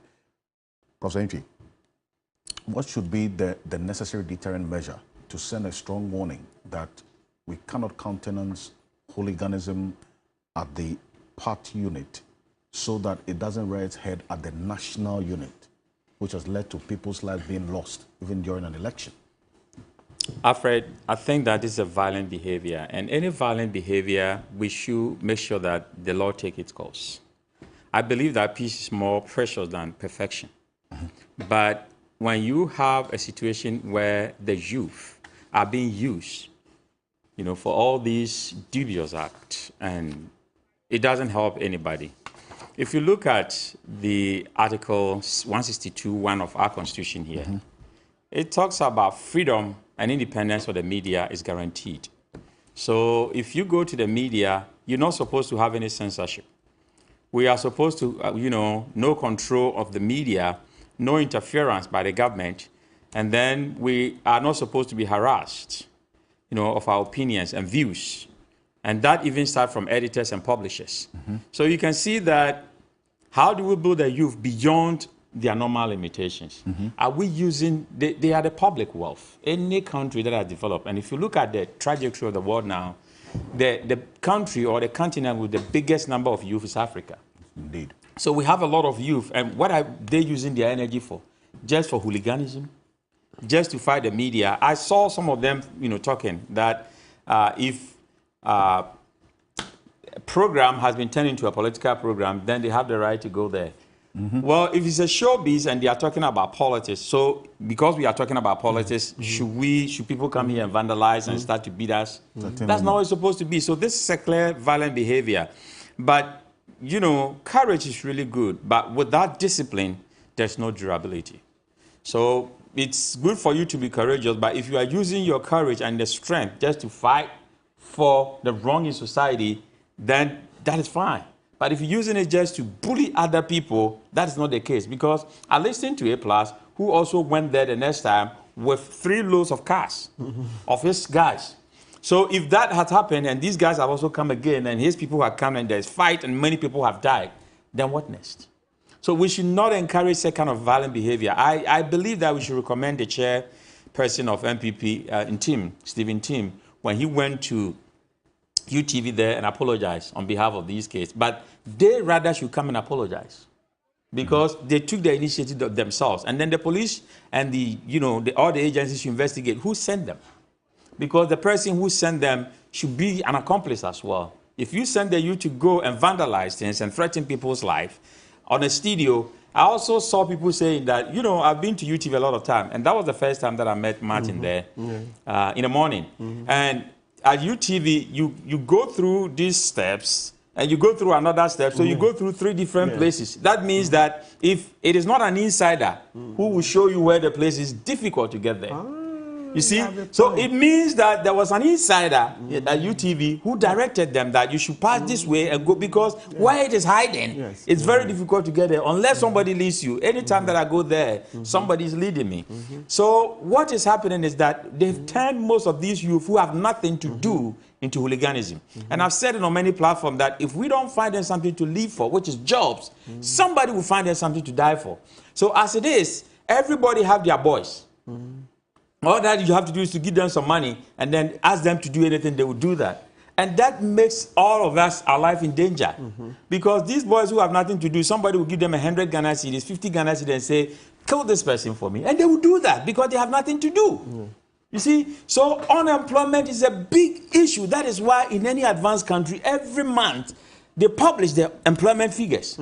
Every month, every state, every region that we provided 25,000 jobs here. We provided, so 60,000 jobs are provided. So that we look at the regions and the state that have more jobs, but we don't have. I remember when I was in the state of Wisconsin, we had 44,000 jobs open, not filled. And we had 20,000 prisoners at that time. So even if we release all prisoners, they will not fill the jobs. So what we did with the governor was that, and Scott was the governor, what we did was that we made an announcement at Minnesota, another state, Iowa, and North and South Dakota, that there are jobs in Wisconsin, come here and do it. That is what planning is about. But these youth are all in Accra. Now we have 55 to 60% of our youth all in Accra. There's streetism. They are all in the streets, not finding any job. Some are carrying yams on their arms, selling them. Some have dodging. I saw a man selling catapult. In Accra here, you are selling catapult. You know, and these things, how can you get money? So please, politicians, the money that you are stealing and then putting them in your houses can open jobs for your people to do. So that you'll be safe. If you come to a house, we have electric fence. We have all the, the clocks and everything, padlocks. Imprisoning ourselves in our own homes. Why? Because we are afraid of armed robbers. Find them a job to do, and they will not come and rob us again. Because the guys you see by the street every day, they are the same people who come to our house and rob us. You see? So I know. Somebody said, what? I schooled at University of Wisconsin. You? Yes. Who should I University of Wisconsin? You did? Yes. At Madison? Yes. Oh, yes. I know. That was 2 years ago. I was at the University of Wisconsin. Madison. I see. Madison is a very beautiful place. It's a college, obviously. It's a college town. So yes. Indeed, I can attest to some of the things you're talking about. So you can see that I've traveled a lot. Indeed. And if I tell you this, please, the way we are using the youth is not the best. We are not using them to the full capacity. According to Gallup, they've done this research for about 50 years. We all came to this world with 34 skill sets that God gave to us. Among them, 5 are dominant. So every individual have a skill set that if we dig deeper, we can see where we can put their skill set into use and it will benefit the nation. As we are speaking now, everybody want to go into politics just to make money. But if your mindset is to go into politics and steal from the people, then God will punish you. Yes. Let me put it that way. I know people who steal money from their workplace. It's not politicians alone. People, even including pastors. People who steal money from their workplaces and go to the church and show affluence that I'm donating this money. And it's a stolen money. I pray that any money somebody steals, God makes you pay back 4 times. Because the people are suffering. Can't we see our people suffering? What do we do to help them? Every little money that we have in this country, we don't need to go to IMF, we don't need to go to World Bank. The money is here. But we are misappropriating it because of that we are all suffering. And the little that we get, we also take it to another country. Have you seen Americans and British coming here, stealing their money and coming to build here? Why are we doing this to ourselves? Professor Enoch, thank you so much for that passionate appeal. If you look at Article 162 that Professor Enoch made reference to, quote, any medium for the dissemination, in fact, let's go back to 162.4. Editors and publishers of newspapers and other institutions of the mass media shall not be subject to control or interference by government, nor shall they be penalized or harassed for their editorial opinions and views or the content of their publications. Any medium for the dissemination of information to the public which publishes a statement about it or against any person shall be obliged to publish a rejoinder. It goes on and on. So there are other avenues that people can also seek redress if whatever is said against them in the media goes against their personality or they're not in agreement with. But continuously we have seen the invasion and attacks on journalists and the media within the very short period, at least if you look back from 2017 till now. Media Foundation has counted close to almost 30 attacks. It's because, would you say that because this is not punished decisively, these people who do this get emboldened that they can get away with it? Absolutely. That's the number one thought when it comes to this matter. So in other words, we are talking about impunity. So impunity is a situation where people breach the law and they are not held accountable. It's the number one reason that we all ascribe to the increased attacks on journalists. And so that's how come for me, when this matter came earlier in the week, I commented on other stations and I joined the call for the criminal prosecution to go on. The police should prosecute the case to the fullest extent of the law. Yes, it's very important. You know, in the past, there have been some cases, but mostly civil here and there. You know, the Fia Pokua incident and all that. But a lot of the time, police arrest, and then after granting bail, that's the end of the matter. Please, IGP Dampare, we are on bended knees. This one here, supervise your men to prosecute this case to the end. For me, I'm usually not in favor of long jail terms, etc. But you leave that to the judge. At least if they are fined, that should be sufficient. Yes, I'm not advocating long jail terms. No, if the person goes to jail, it doesn't. I've always been asking for reforms of our prisons. That's another matter for another day. They can be even charged to do community labor. Okay. Excellent. Yes, except that the community sentencing bill, we've not finished, but maybe... What are you guys waiting for? That's the thing, no. Attorney General, they are busy, but maybe we should remind him. Busy doing what? Okay. Now talk about the Attorney General. So there was an opinion that he proffered, and I'll give you the quick 2 minutes on this, on Professor Frimpong Boateng's Galamsey report. He said in conclusion that in the absence of any evidence on the docket in support of any of the allegations of illegal mining activities, they are unable to recommend the prosecution of any of the persons cited in the said report, being either government officials or persons closely affiliated or associated with government, for that matter.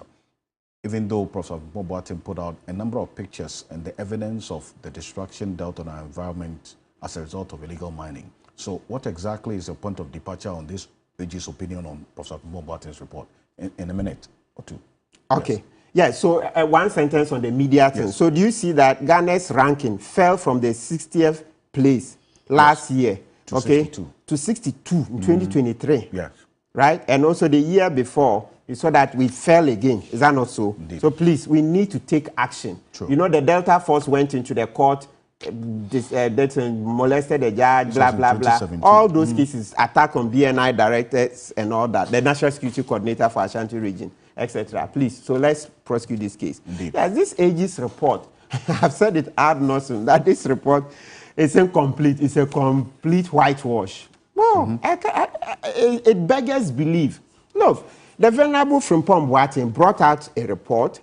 He brought pictures, the destruction in the Upper Prama and Kobro Forest, the pollution of River Ofin. So what we expected, and which is not provided for, which was not covered in the investigations, is that they would go to the forest and ascertain the destruction, and then go to Minerals Commission to find out if CNJ Alaska, whom Gabi Ochiridaku granted an interview to TV3 and confirmed that they had all the requisite papers, indeed really had the requisite permits. That's basic. Because Frimpong Boateng said there was destruction in the forest. So go there, ascertain. If you find that there was mining, go to Minerals Commission.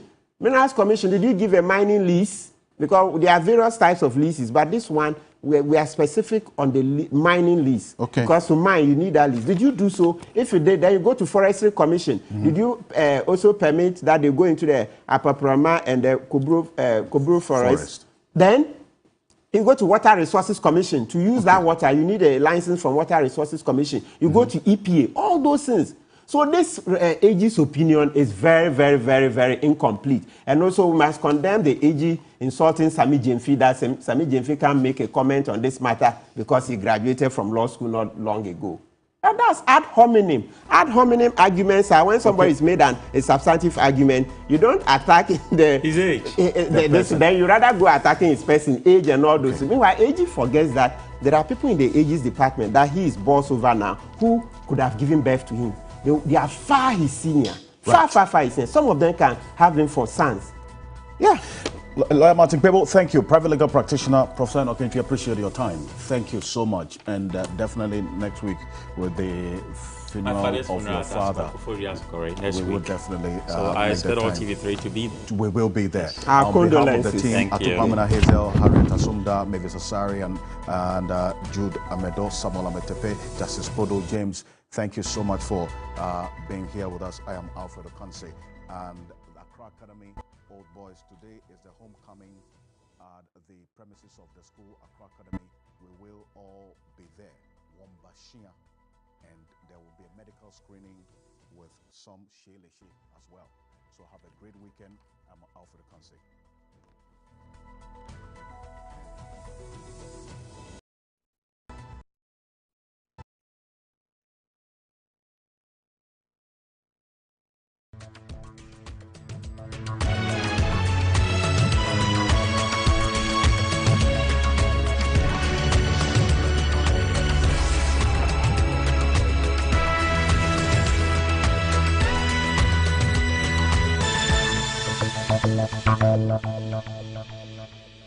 This program is rated U. It contains no scene, action, or dialogue that could be construed as disturbing, harmful, or offensive. It is suitable for all ages.